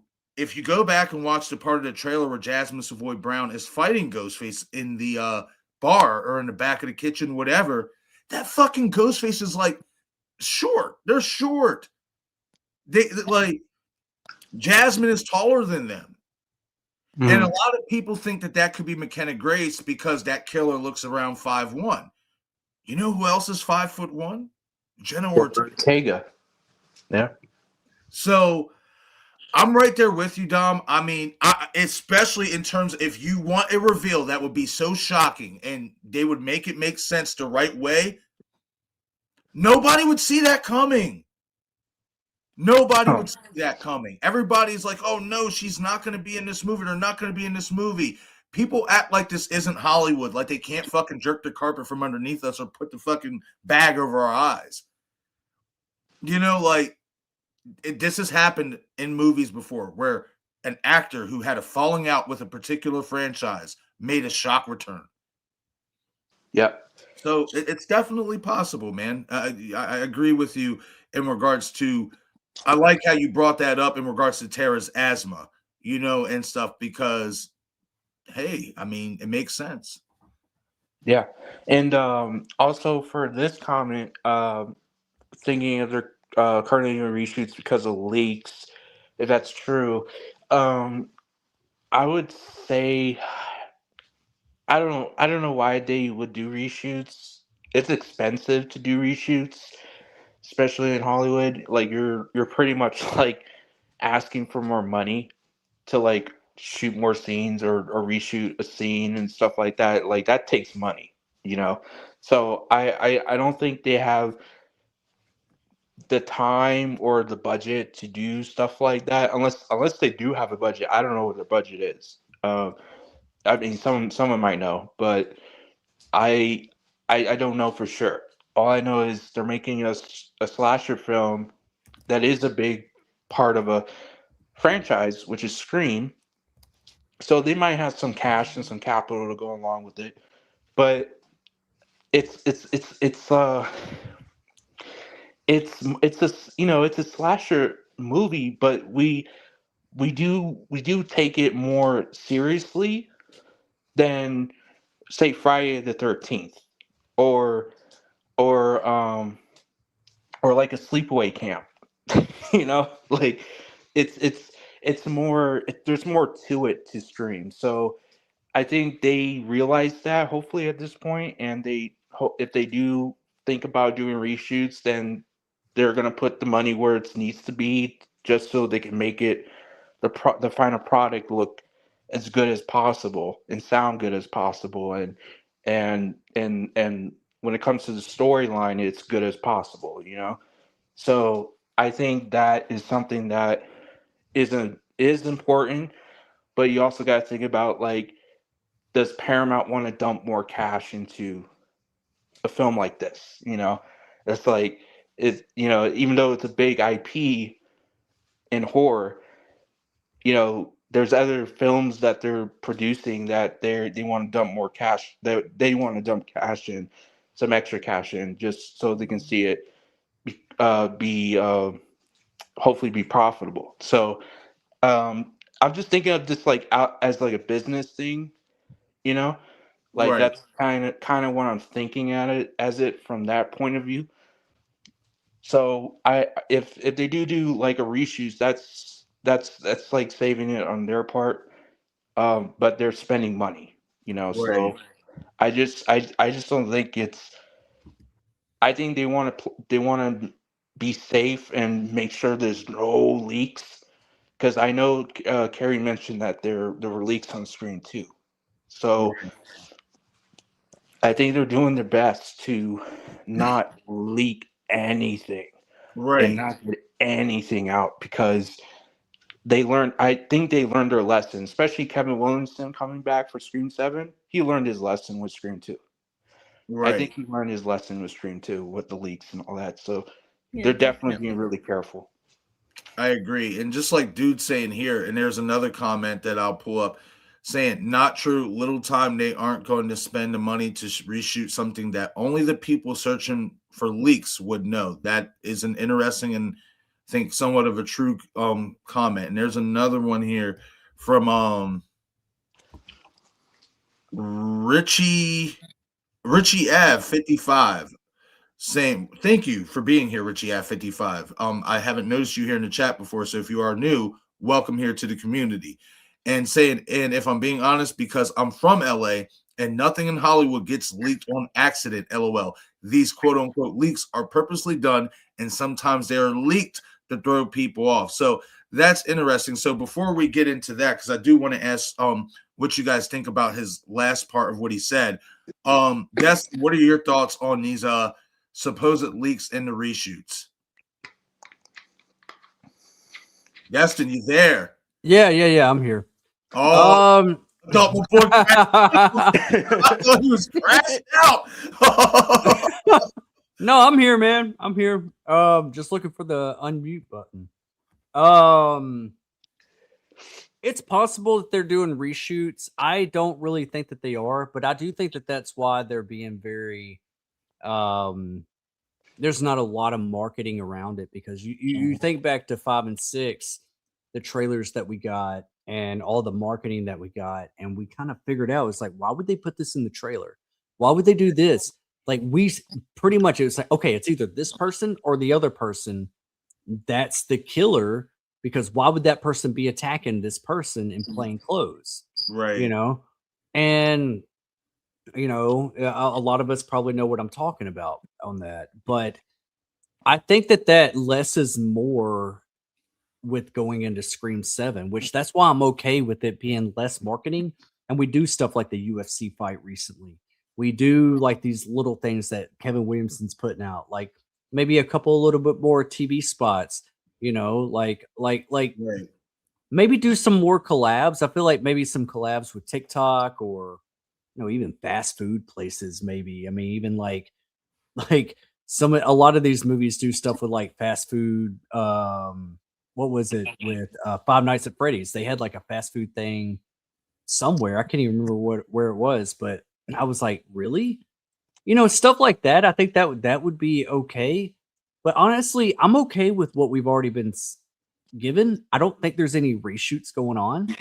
And honestly, yeah, a lot of these leaks are intentional just to kind of throw us off, but I don't think we got any reshoots here. I think it is what it is. I think that they have put every ounce of their finances towards, think about it. We were about to get a completely different movie before the Carpenter sisters bailed out. Right. And they had to rewrite this entire script and go a completely different direction. I don't think they're going to do a whole lot of redoing after that. Right. Yeah, and it's also like back to what I was saying about like time is money. Also wasting, like not wasting, but like putting money into a reshoot is like you're putting more money in. It's like why would you want to do another reshoot, and stuff, and do all that and put more money in when you already got what you got. It's like, and here's another issue with that. It's Yeah. like, okay, say you're reshooting the ending, right? Say you're reshooting the killers. Say you're reshoot like who the killer reveals are. Who's going to deliver that Ghostface reveal better than the others? Mhm. You better have your strongest cast members doing that. Yep. You can't just be changing that just for the sake of being like, oh, this might have gotten leaked and the other person's performance might be weaker than what we originally had. Like, no, Right. even though it got That's leaked, what I'm thinking. go with it, because that's Right. one thing that I want whenever that mask comes off, I want them to be as menacing as Ghostface is with the mask on. That's what I want. Yeah. I agree. With that I agree. Stoonergy. Real quick, I'm gonna get to this question and then I'm going to get into some of the talking points that I wanted to talk to you guys about because it is getting super late. And Destin, you have to work in the morning, don't you? That is correct. I am going to have to call it soon. Yeah, so I want to be respectful of your time, and I do want to get your thoughts on some of these talking points that I have put together.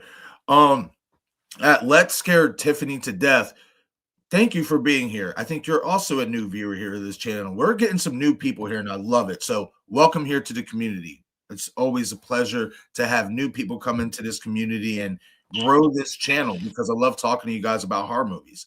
But she is asking, it would be cool, or she is saying, I should say, it would be cool if Stu was alive and he was the opening kill. Woo! Man, Tiffany, I give a question if you want. I give it to you, Tiffany. That takes some balls to say. That's all right. very interesting. So let's start with Carrie on this one. Obviously, I'm pretty sure you would think it would be cool if Stu was alive as well. But how would you feel if he was the opening kill if they revealed he's alive? Well, that would be like dangling a carrot over every single Scream fan out there, and then be like, "Oh, here it is. Oh, nope, I'm taking it away. I'm taking it away. You can't have it." I don't like that. I'm sorry. I just don't think that would be a good idea whatsoever. I think people would actually be walking out. I think so too. Me included. I think I would actually walk out too. Because I'd be like, well, I'm out. I don't even care. Yeah, I think I would probably have an outburst in the theater. I'd probably throw the popcorn and be like, "This is bullshit. I'm fucking going home." Shit. I agree. Dom, what is your thoughts? How do you feel Stu's revealed alive but they kill him in the opening of the movie? That would be it would be like a disaster. It would be a disaster. For me personally, I wouldn't like that because you built this mystery all along when it comes to Stu from Scream 5 to Scream 6. Just thinking about like all the theories that we talked about when it comes to Stu throughout the years. And just to have him be revealed alive in the opening and killing him off in the opening, that's just a distasteful type of thing that they can do. And that will lose not only me, but also a good amount of Scream fans that love Stu Macher. I think that would lose a lot of the audience at first, and then I I wouldn't be surprised if I see some people walk out of the theater, or a majority of people walk out of the theater, because it's a very precious character. It's a precious character that is forever alumni of Scream.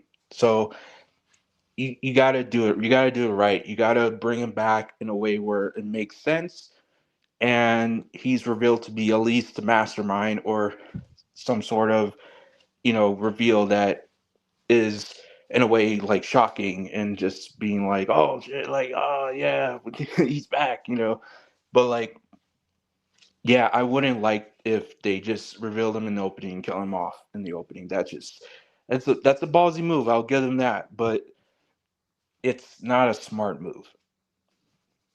I agree. Destin, thoughts? Yeah, that's one thing that I've always said, that if you do bring him back, do not even in the ending. I don't care when you bring him back. Do not bring him back for 15 minutes and kill him off. Right. Don't fucking do that. I don't care what part of the movie it comes in. Definitely don't want it at the end, at the beginning. I think that would be like, okay, this movie came too early. It popped its cherry really, really early, and we're done. We're done. I'm done.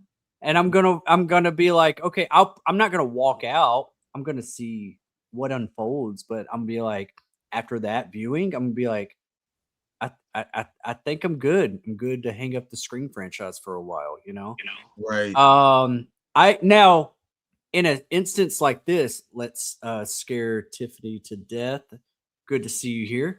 But in the event that our characters are watching a stab movie and there's a Stu character, like if they toy with that aspect, with Stu coming back within the stab universe, and they do something with that, I'm okay with that. Yeah. I'm okay in that aspect. And I know I just was talking about earlier about let's step away from stab, but if they do that and then they burn it all to the ground, okay, cool.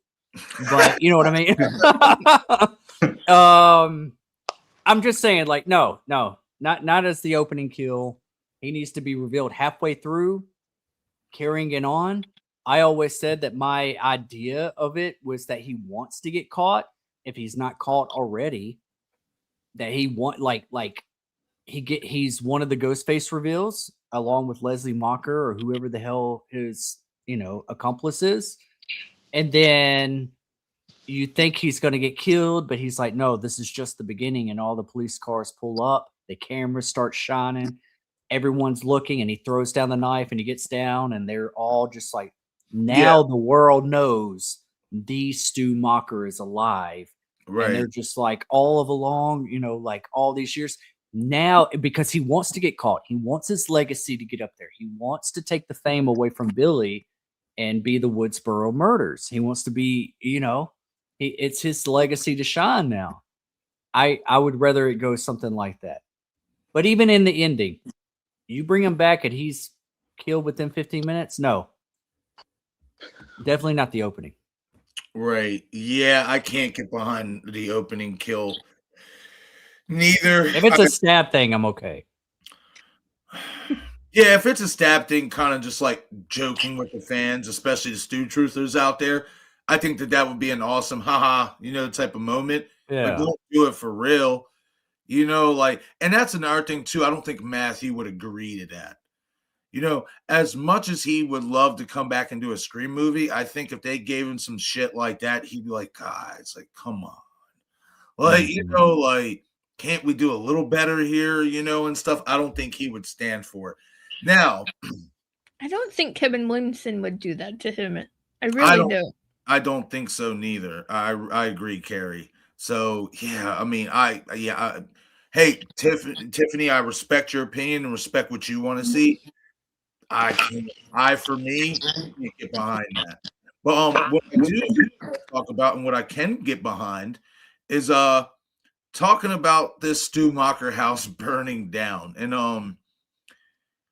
I want to know what you guys think about this particular scene, because I have now wavered.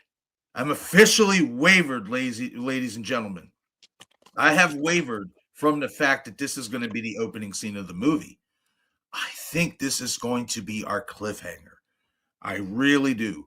I think this is going to be our cliffhanger. And before I refresh my reasonings, what I mentioned in the video as to why I believe this is going to be the cliffhanger ending of Scream 7, I want to know what you guys think about this particular scene taking place at Stu's house. Do you think it's the opening? Do you think it's the cliffhanger? Dom, I will start with you. Oh, man. I mean... Well, put your ass right on the spot. Right on the spot, right there. Yeah. No notes or nothing. So, yeah. So, it's tricky. I would. You know what? I would say. Do you want me to interject while you give it more thought? No, I was gonna say that I'm thinking. I didn't know I was off mute. My bad.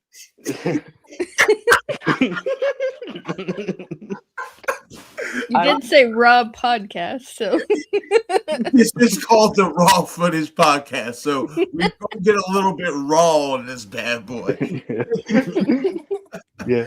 So I think it's gonna be the end of the film, the finale. I think that's how it's gonna end. And I think that would be a good way to leave a cliffhanger, because if that's gonna be the last shot, Ghostface walking out of the burning building, and he has the mask, and the Ghostface has the mask on, and we don't know who it is, and then it ends, then we're leaving on a cliffhanger right there. And then we're going into the next movie thinking, oh, okay, like, what's gonna happen next? Like, who is this Ghostface? Like, who's this Ghostface right here that walked out and still alive at the end of Scream 7? So I think that would be a cool way to do it, to have that type of cliffhanger. Hopefully they do some stuff like before that with Gail, hopefully redeeming herself, and she sacrifices herself for maybe Sydney or something like that. And Sydney, somehow gets away from the burning building, but she doesn't realize that there's one Ghostface left, and that Ghostface comes out of the burning building like we see in the trailer, and then it ends right there at the very end. So that's just my thoughts on that. I think it's definitely gonna be around the end. Oh yeah. That's awesome. I think so too. Destin, what are your thoughts? I've given this a lot of thought because I'm back and forth every other day. I'm back and forth. Is this going to be the beginning or the opening? Um, After really thinking about it, and I want to hear your thoughts, Marcus, on this because of why you think it's going to be the ending. Because I did for a minute too. Because I mean, you think about this, y'all. Think about this. What we really think about the beginning when the title card comes up, a knife comes up, right? Yep. And it comes down, and we get a title card, right? Yeah. From that burning of the house down, he's walking away. We're not getting a shot like that unless that's not even in the movie, which I think it is, and I hope it is. But it looks like the camera kind of like he walks towards the camera and like the camera like goes into his chest and it goes dark. Yes. That could be the title card right there after that. It could be the cliffhanger. That's fine. I've seen some people say that this might even be a stab movie, which really doesn't make sense to me. Because there's stab posters within the place. Yeah, great point. Oh man, that's a fucking great point, Destin. That I think a lot of people are forgetting. Yeah, and here's another thing. This is my take, and maybe I'm missing something. I'm still okay with it being the ending, but at the end of the day, after really thinking about that, I think this is still going to be the opening. And the reason why, if you remember the first Scream movie, which was Kevin Williamson and Wes Craven, we didn't get the stab down. We did get it whenever he did it to Casey Becker, but the camera zoomed in to Casey Becker hanging from the tree, and then boom, right? Yep. We got the title card. Scream 2, Jada Pinkett Smith. She falls to her death. We don't get a cut down. Right. We get her laying there, dead eyes. Boom, title card. I'm thinking that we're going to get something similar to that. I think we're going to step away from the stab down and then a title. Well, hold on. Remember in the first one or whatever, it didn't have when they zoomed in on Casey hanging from the tree. It just cut to Sydney. Remember, the opening title card of Scream 96 is before the phone call. It does the title card, then you hear the scream, and then it transitions to Casey answering the phone. So we didn't even get. That's right. That's right. You're right. You're right. You're right. That would have been a great placement for the title card, though. Oh, absolutely, it would have been for sure. Yeah, like, oh wow. After that, yeah, it hits you hard. That's for sure. Wow. As many times as I've seen that movie, I guess I just kind of thought that would have been it. But I think that we're gonna get something like that. You know, I think that we just kind of like. I think this is the time to like really shake it up a little bit, like either take it back to form a little bit, and quit doing the traditional. Yeah, we have a formula here. This is a very simple formula, but let's fucking add some more shit to that formula, or let's go back to the original formula. It's too formulaic at this point, you know. Right. Like and then even when that title card comes up, please do not give me a song choice like Scream 4. Don't set the tone of my Scream movie that way. I do not like want something to die for. That's my shit. I don't want the CW Scream. I want. Hold on, Destin, you're echoing a little bit. Is it me? Is your headphones being weird? Hold on. Or is it Dumma Llama Ding Dong? Damn it, Dom. All right, it sounds like we're good now. Okay. So yeah, I think we're going to get more of a similar opening of Scream 1 and Scream 2. And I think that with the burning of the house, he's going to walk towards the screen and we're going to like fade into his robe and then we're going to get the screen title. Ooh, like that would be cool.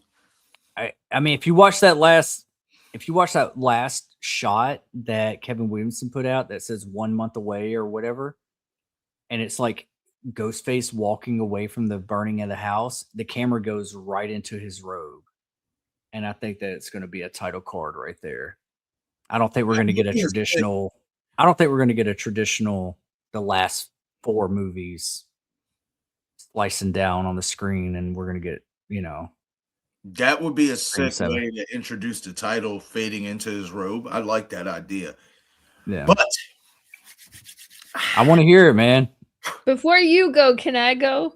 yes, go I'll ahead. make it quick, I swear. No, go ahead, Carrie. Okay. Carrie claims the throne. Let's go.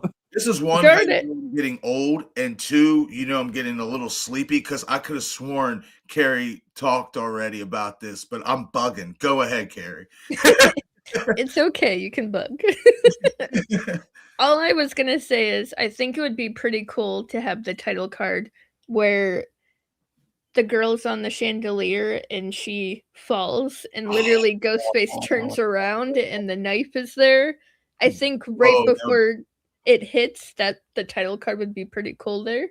And That as would be for dope. the burning down of the house, I also think it's going to be a cliffhanger because I think it would be really cool if they end up revealing like 2 or 3 ghost faces, but then there's another one that was not revealed, and it ends up being, oh, I don't know, someone we might know walking out, burning down the stew house, and then walking away from it, and then literally goes to black, and then that's it. I I'm down mean, with that that. would be iconic, and we would all be thinking, dude, that's Stu. It has to be. Would it be wild if like that's a great idea, Carrie, like her falling and then Ghostface turning over and her landing on the knife is the Yeah, title because card. would we really want to see her landing on the knife though? Because Right, gonna but be we an do, but interesting sight. we see the extra shots of him like turning up the gas can and lighting the match and all that kind of stuff, and then walking away from the house. What if? Now I'm just now thinking about this.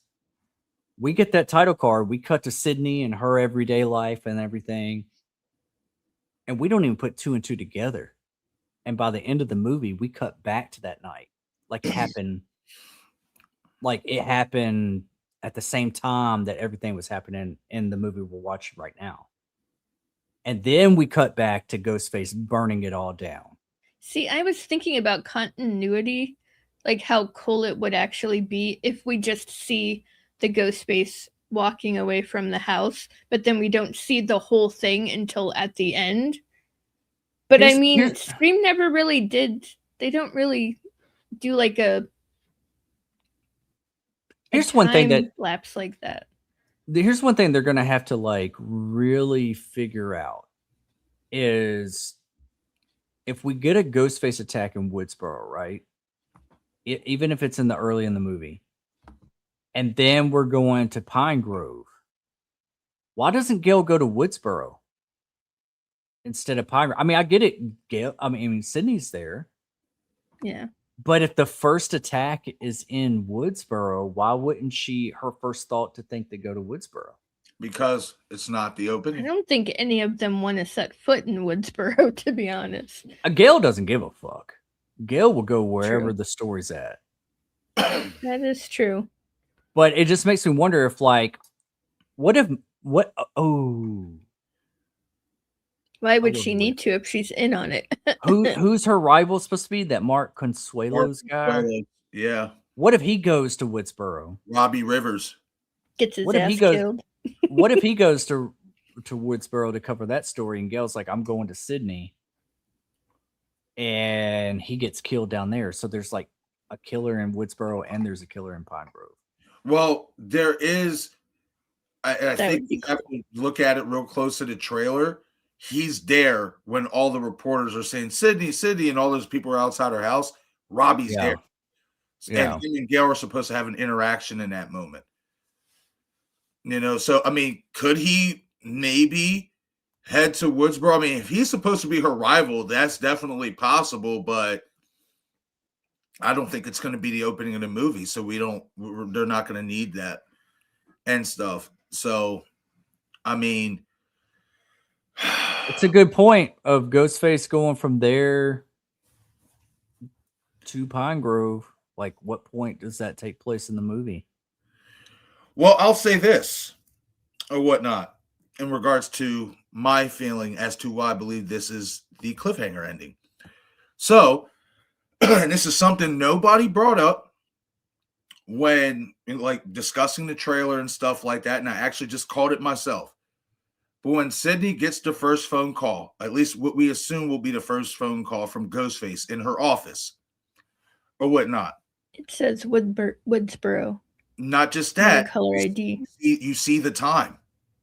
It doesn't say AM or PM, but it says the time, and it says 10:28. Now, I think that happens at nighttime because we later see Sydney in that trailer go home packing a bag or whatnot, trying to run from the situation. I think that happens after she gets the phone call, maybe gets threatened. Ghostface says something about Tatum or Mark or stuff, which makes her think I need to rush home to get them and stuff like that. Now, here's the thing, too.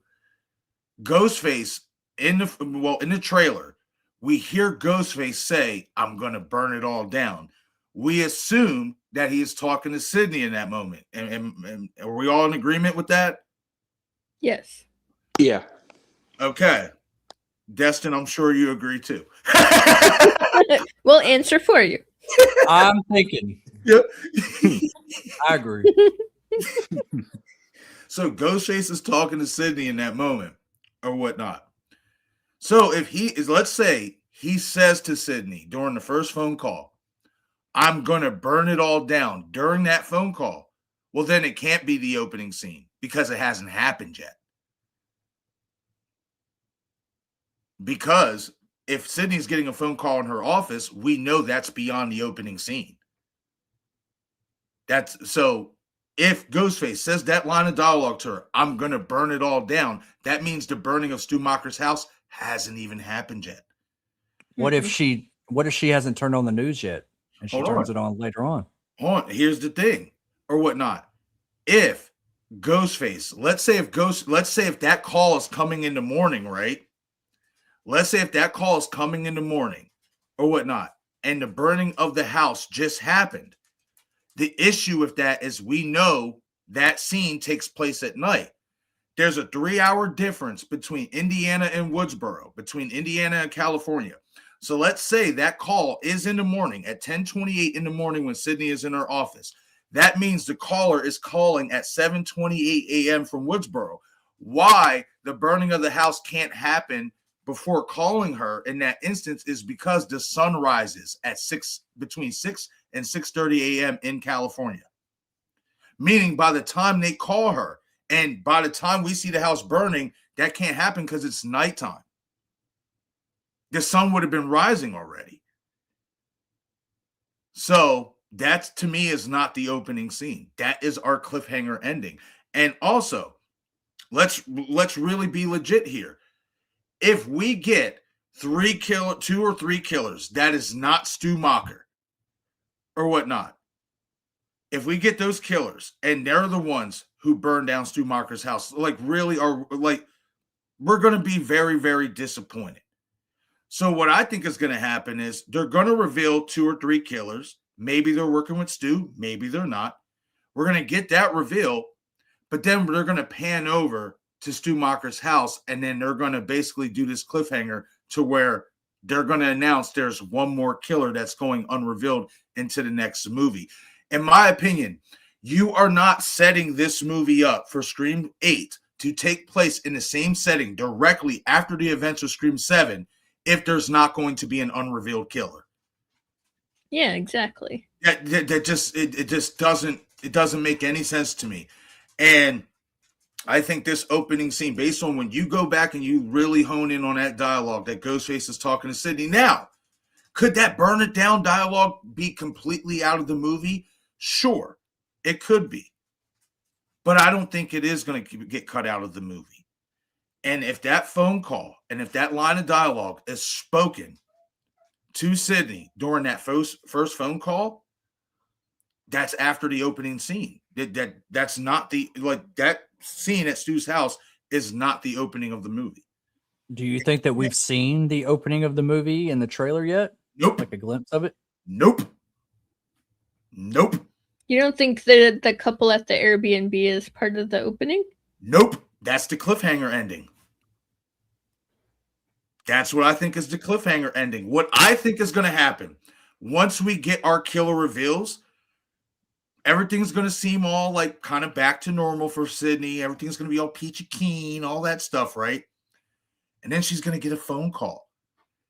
And this is where you get your little Roman homage. Not saying, obviously, we're not going to see Roman in the movie, because we most likely are, whether it's a dream sequence, whatever.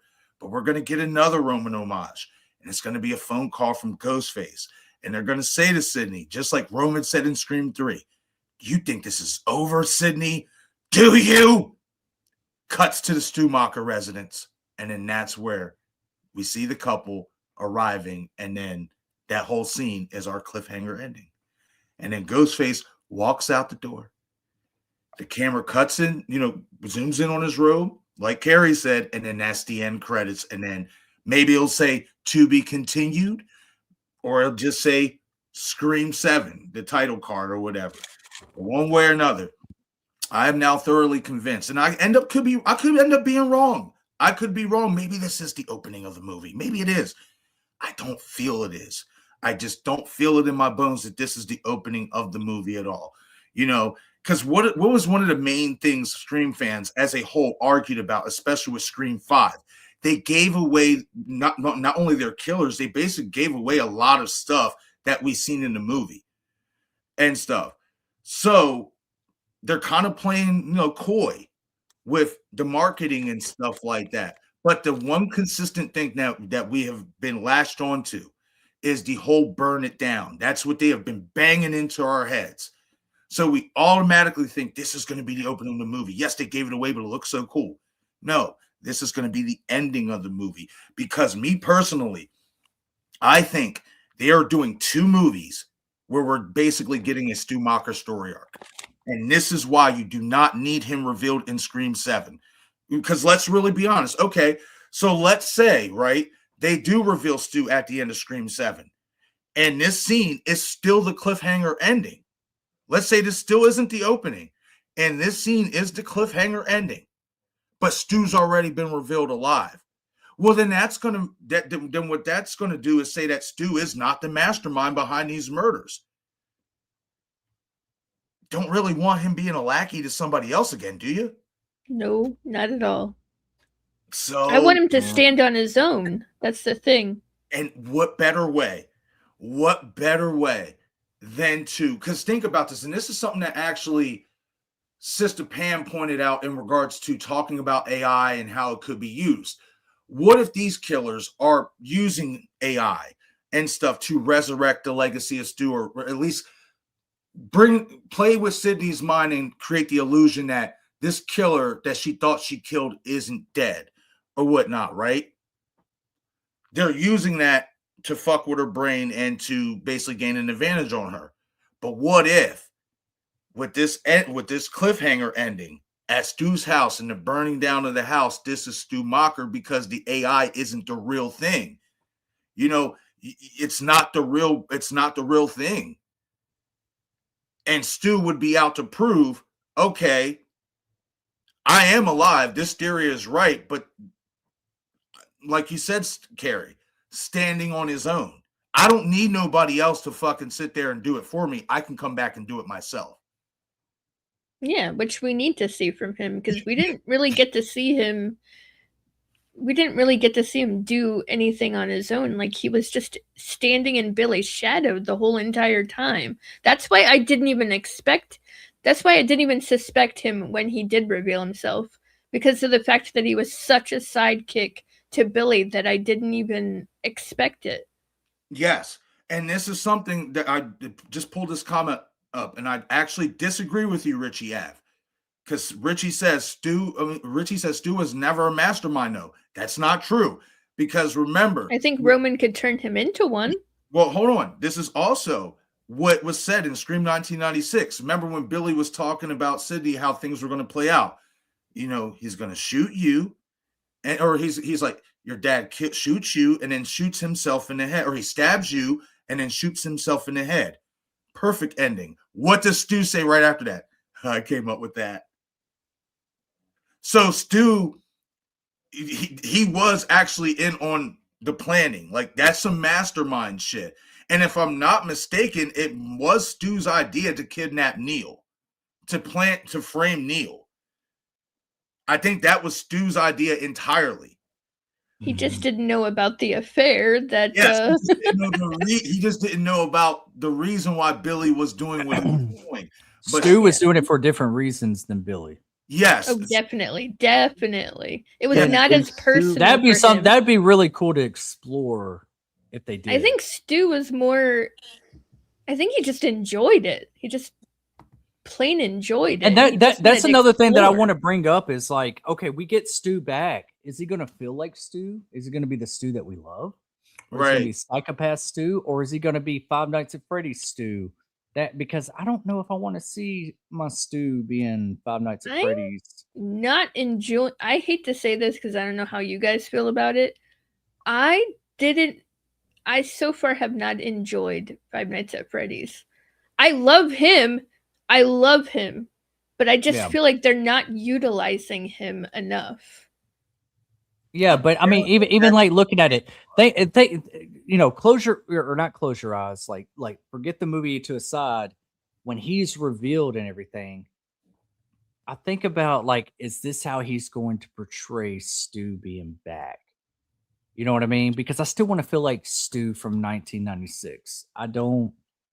He can have some sadisticness, but I want to see him veer into goofy, crazy, to being serious. To goofy crazy to being serious. Some what's his name from Split? James McAvoy. James McAvoy. You know how he kind of like, like. Well, I think we're definitely gonna get some authentic Stu, and I think the tagline in the trailer where we hear him say "This is gonna be fun." I think that's proof of that. Like if he is gonna be revealed, he's gonna be obviously more older, more wiser.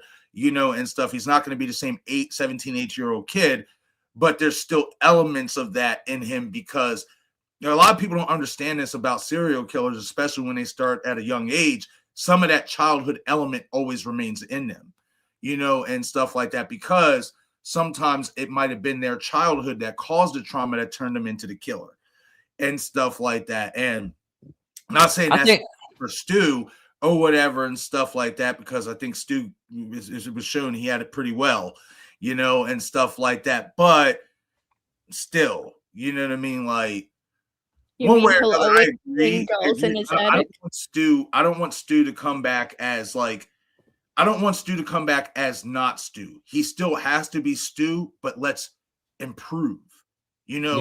Let this be an improved Stu. You know what I mean? And how do you do that? Well, you show everybody that he is the mastermind that everybody continues to think he cannot be. Right. I want darker Stu. Wait, what was that? An American Psycho. That's what I want. Nice. I still think I think when it comes down to it, I think this is what we're going to get. I think we're going to get more of a dream sequence. I think that we're going to see Sydney have another dream sequence similar to Scream 3 when she sees her dead mother. It's going to be kind of creepy. We're not going to realize we're in a dream at first, but then it's going to be later on revealed and she's running. Maybe she runs through the front doors or something. She ends up in Stu's house. And then you see Stu going, surprise, Sydney. And then she runs into her brother and what about mother, or something like that. And then she runs into the mother's room and she's getting stabbed by Billy or something, that would be crazy. Like, I think that they could do a Nightmare on Elm Street-esque, like in the flavor of Wes Craven. Yeah. To really do something like that. And with her waking up with like night terrors and her waking up with something did scary. that in Scream 3 and they did it very well, actually. They did. But think about that, but with everybody bringing them back. Right. I kind of like that like Easter eggs all around every door. Yeah, even Jill might be in there. You might even have, with Dewey there, Dewey. I almost, as much as I think that dreams are kind of a cop out in horror movies, I really don't invite them. I don't really care for them. In this aspect, I would be like, if it's well executed, I'd be like, okay, yeah, let's do that over the AI shit. They sure as hell made it work in Scream 3 with Maureen, because that sequence is It stands out, right? Eerie. It is you eerie as don't hell. right. I still to this day don't forget about that scene. I'm just kind of like, man, that was a creepy ass scene. Something about the fog, something about the creaking of the gate, and just seeing her in the nightgown flowing in the wind, and her hair's just in disarray. And her just staring that's what she looked like the on the night that she was murdered. Like, that just makes it even more creepier. Nah, and then her at the window. To me, it was when when she's falling, the bloody fingerprint, and her nails are digging on the window, and you can see the black bar. And stuff from that still stands out. That's to me one of the fucking most creepiest scenes. You're poison. You're just like me. Yes, like that's everything you touch, Sid, dies. Yep, just like what is interesting. You brought that up because what did we hear Dewey say? Every friend, all your friends who are close to you or who are near you die for just being near you or whatever. Yeah, so. They're kind of giving your friends die just by being near you. Yeah, your friends die by just being near you. So they're kind of giving Dewey the Marine treatment in a way. So it's interesting. And I do want to acknowledge this real quick. Flett from another world. What's going on, man? I hope you're having a great night.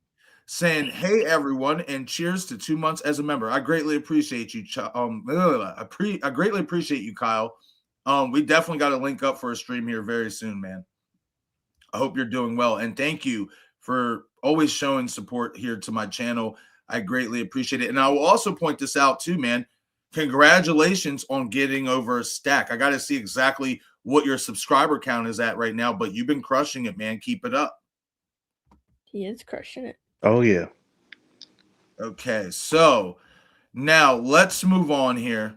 Because we are about to wind it down because I know Destin's got to go soon and stuff, and it is getting pretty late.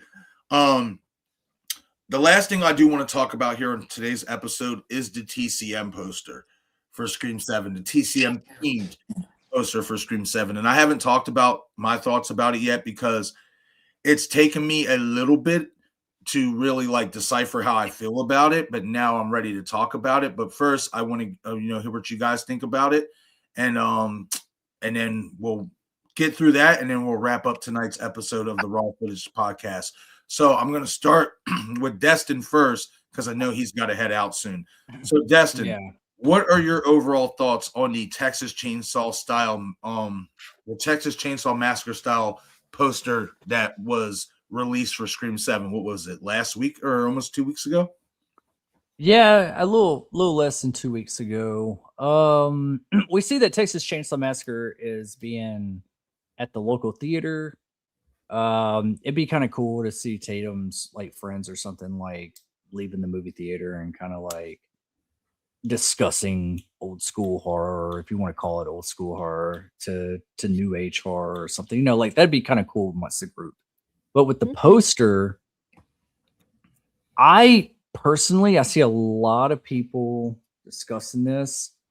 I look at this as similar to Scream 6 poster whenever we got that Ghostface over Times Square, kind of like an homage to Jason Takes Manhattan type of thing. Ooh. I look at it as kind of just remember how many Easter eggs we looked into that and nothing came to fruition? It was just kind of it was fun. It was fun looking into this. Could this be that? Could be, and I kind of look at it like that a little bit. Maybe there's a little bit more meaning behind the poster with Texas Chainsaw Massacre being played at the local theater. Maybe there's a chase scene at the local theater that one of her friends work at, and Texas Chainsaw Massacre is playing in the background. That'd be kind of cool. Could be deeper than that, but I honestly think it's just a cool stylized poster to give it that kind of flavor that Scream 6 did with Jason Takes Manhattan. That's interesting. I think you said that before and stuff, but it kind of went over my head. Now that you extrapolated it that way, I can see why you feel that way. Yeah, that's a great point, because the only Easter egg that really came to fruition in that Times Square one for Scream 6 was the 4 Ghostface masks. Yeah. That was it, because there were 4 total killers in that movie, and outside of that, we didn't get shit. So Right. that's a great point to make there, because it could end up being absolutely nothing. Yeah. Dom, what are your thoughts? Yeah. So I find it interesting to see Sydney on the left side of the poster. Oh, we're talking about the TCM poster, Dom. Oh, the TCM poster. Yeah. Did Oh, you see that one? I don't think I've seen that. I've seen the one with Ghostface with a knife in front of him with the fire Yeah. reflecting off the blade. Hold on. Let me see if I can pull it up real quick. So, Carrie, I'll pull it up real quick, and then we'll come back to you, Dom. But Carrie, what are Okay. your thoughts about it? I'm gonna piggyback right off of Des because I feel exactly the same. I think it's just a stylized poster, just doing a little nod to them showing TCM in the trailer on the marquee of the movie theater. Okay. So, my initial thoughts on this was obviously TCM. You think about a killer family, right? That's what you think about when you think about Texas Chainsaw Massacre. You think, about Leatherface, and you think about his family full of cannibals, right? However, and this is what a lot of people are talking about. They think this is going to be a family of killers. That's what they think. Maybe Leslie Mocker, trying to defend the legacy of her brother, something like that. Now, I'm not saying that's not the case, but what I will say is what people are overlooking. What else is considered as family? A cult. A Yeah, cult. I'm hoping that they go down the cult route, in my opinion. And that's, to me, now that I really look at this poster, at first I was on board with everybody else, like, man, this does scream family. Maybe we're going to get another, family type of reveal. But then I'm sitting there thinking, like, wait a minute. We got this whole UK clips with the secret trader and the cult of Ghostface vibes with that. Then we get this Texas Chainsaw Massacre style poster for Scream 7. And we know what that movie's about. It's about a family full of cannibals who have one fucking chainsaw wielding maniac in the family who likes to wear the victim's skin because he has a skin defect himself. But we've seen the family aspect done so many times in Scream, like legit family members. What if this time the family is a cult? So they're not really a family, like a legit blood relative, but cults are always considered to be a family. They always look at each other as a family, even more so than actual family. So I think that's what they're hinting at here with this TCM style poster. I think they're hinting at the cult of Ghostface is going to come to fruition. We're gonna get layers of it in Scream 7, and then maybe in Scream 8 they go balls to the motherfucking wall, or they go balls to the wall with it here.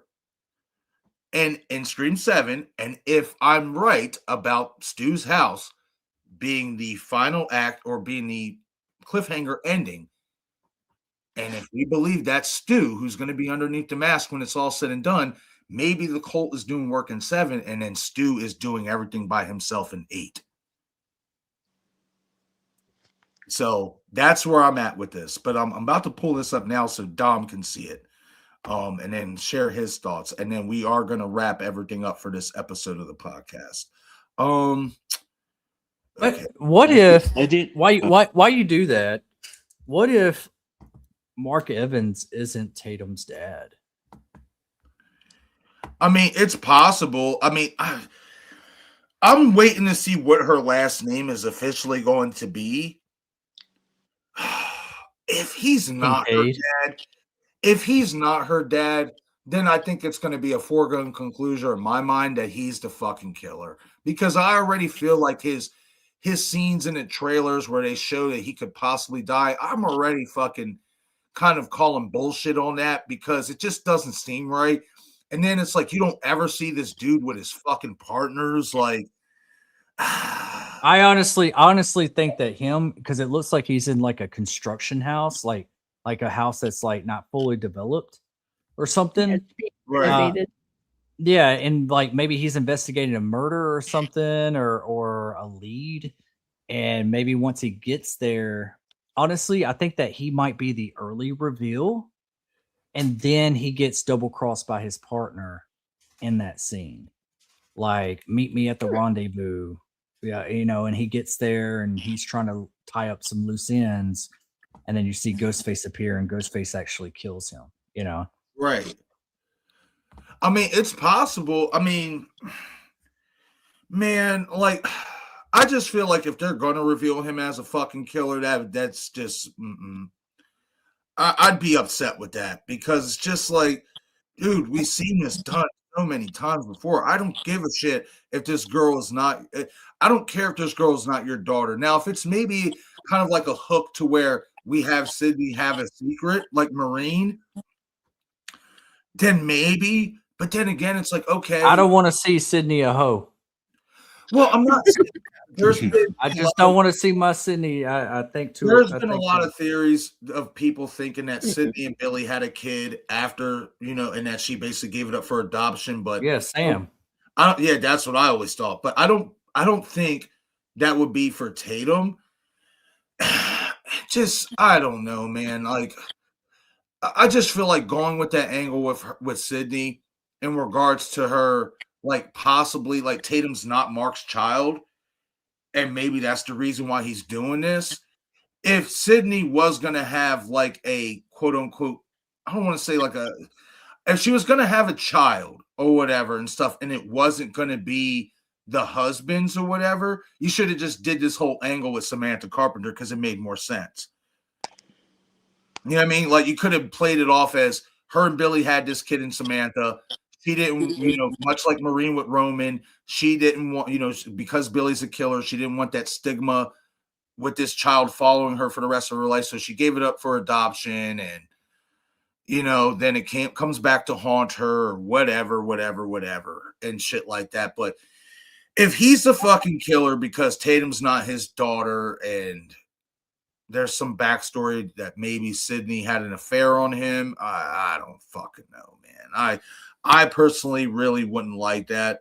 I mean, I've always said that they need to do something a little spicy with Sydney, or maybe give us something to where it's something new that we wouldn't expect from her character, but something that is not going to break her character, so to speak. You know what I mean? Like, would be great if her and Derek had a kid. Oh, that man. would. And if Tatum was still wearing that necklace. Oh, yeah. I mean, we know for a fact that Tatum had to be born between the years of 2009 and 2010. Right before the events of Scream 4. So. Wishful thinking. I mean, she's going to be 17 in this movie. And if this movie is set in 2026 like we think, then that would be around the year she would have had to been born. Randy still should have got the geek. Should have still got the girl. Yeah, I mean, bro, there's even people thinking fucking Randy could be alive, and he's the mastermind. And I'm not one, I try to respect everybody's opinions and stuff. I don't know what's going on with this. It's not letting me pull this fucking image up. I'm just gonna send it to you, Dom. I'm gonna just put it to you this way, Dom. Google it. You know what the Texas Chainsaw Massacre poster itself, the original one, looks like. Leatherface with the chainsaw, and it's got the door behind him and stuff like that. Basically, that's what that is for Scream. You have Ghostface by the door, there's blood spatter on the fucking ground and stuff like that. So, you know what? I'll just send it to you now on Instagram, and then you can look at it and tell us your thoughts. I just looked it up while you were looking. Okay, sweet. Thank you. Yeah. So, yeah, it definitely looks like with the door, with Ghostface there, and with the whole thing where welcome to Woodsboro, where the past never dies. Yes. So it's interesting because it's it's definitely has some cult vibes to it because of the whole family aspect, like you were saying, Marcus. Um, because family can mean many things. Like a cult can be a family, like Right. you said, and that could be revealed in this film that that from Scream 5 to Scream 7, the characters we seen that were ghost faces, like Richie, Amber, Jason, and then Greg was also involved. But we don't. We the only time we seen Greg was him in the refrigerator with all his body parts, put in there. Yeah, he's definitely But yeah, dead. he dead. But other than that, like those people that we see in the movies from Scream 5 to Scream 6 and then Scream 7 were all part of this family of this cult that has been working together for years, if not um, for a while, I would say, and they were involved in those movies. And I think Stu was also involved in Scream 5 and also in Scream 6 in some capacity, because there are times when Ghostface was acting a certain way towards certain people when he asks a question, or when he talks about something. It's very like, how would you know that? And then there's times where he'll say like, what's elevated horror? And stuff like that. And it's like, that is just a sign of like, this is possibly Stu working with these people that are part of this cult. And we're just seeing these people getting like taken out by Samantha Carpenter, by the Bailey family when they were trying to get revenge on Samantha Carpenter. And now they're making another attempt to try to go after Sydney and try to tear down the legacy and burn it all down, because they're trying to do that with Sam at first, but now they're shifting gears to Sydney and trying to get her and see how that turns out. And hopefully they, in their minds, they're hopefully it turns out their plan turns out well. But Right. um it's definitely something to do with the cult, and it's something to do with the past and with what's been going on recently in these Scream films when it comes to the ghost faces and how they're connected. I agree. One thing I will point out, because I know Destin has to go, and I am going to wrap it up here and then get to these last couple comments, and then we're going to call it a night. One thing I do find interesting about that poster is it doesn't say Pine Grove. It says, "Welcome to Woodsboro, where the past never dies." So that makes me wonder, especially if that is the ending, like what I think at Stu's house is the cliffhanger ending. I wonder, even though if we're set in Pine Grove yet again, if Woodsboro is going to have an even more greater element in Scream 8 and stuff, because I find that for a poster choice to be very, very interesting, especially when you're saying you're set in a completely different location for a Scream 7 film. But it could just be marketing. It could be nothing like Destin and Carrie feel. You know what I mean? It could mean absolutely nothing. We'll have to wait till the movie comes out. But I do feel like they are definitely leaning into the cult of Ghostface, especially with that poster. J Rod saying, I'm glad for the set choices they picked. Another school, a coffee shop, theater, a small town, etc. Those always makes for fun urban runarounds. Yeah, I agree for sure. I have to do this every time I see him. I'll be right back. Saying, I agree, Marcus. I don't want them to tarnish Sydney. By all means, explore her worrying. She will turn out like Marine, but don't have her actually doing it. Yeah, I agree.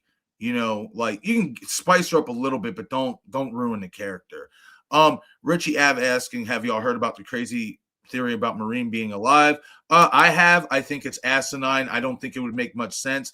I've thought about it, and I think maybe if you wanted to go in that direction, there's a way you could tell that story. but at the same time, I just feel like it would tarnish it. To me, it would almost tarnish Sydney's character too, because we've had to watch this poor girl literally be punished over this fucking well, I shouldn't say it like that, but over her own mother's indiscretions, and then you're going to reveal that this fucking woman's actually alive.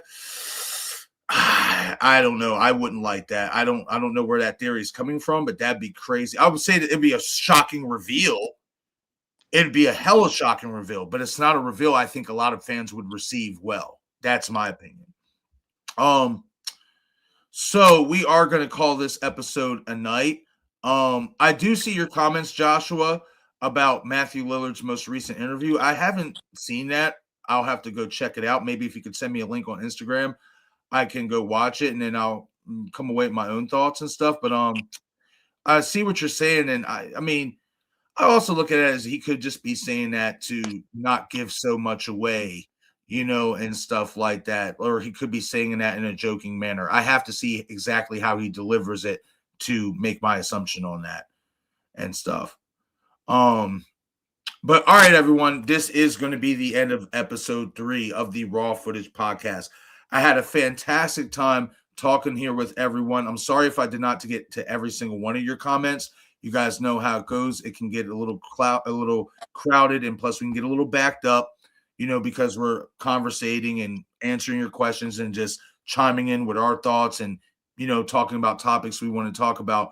But I greatly appreciate you guys' support. Thank you for always being here. This was a blast. Destin, Carrie, and Dom, thank you guys for being here with me tonight. I look forward to doing some more collabs with you guys on some future Raw Footage podcast episodes. And, we're 29 days away from Scream. Well, now officially 28 days away from Scream. So we got plenty more things to talk about here in the coming days for sure. But I will meet you guys backstage. Everybody else, enjoy the rest of your night, get some rest, and I will catch you guys on the next episode. Keep an eye out for your notifications, because most likely I will be streaming another episode of the Raw Footage podcast tomorrow at some point in the early evening. So keep your notifications on, because I'm in my groove and I'm hitting my stride and I'm ready to talk my shit. But I love every single one of you guys. Have a great night. I'll catch you on the next episode. Good night. You are now watching I Shot Him 6 Times YouTube horror movie channel. I shot him 6 times.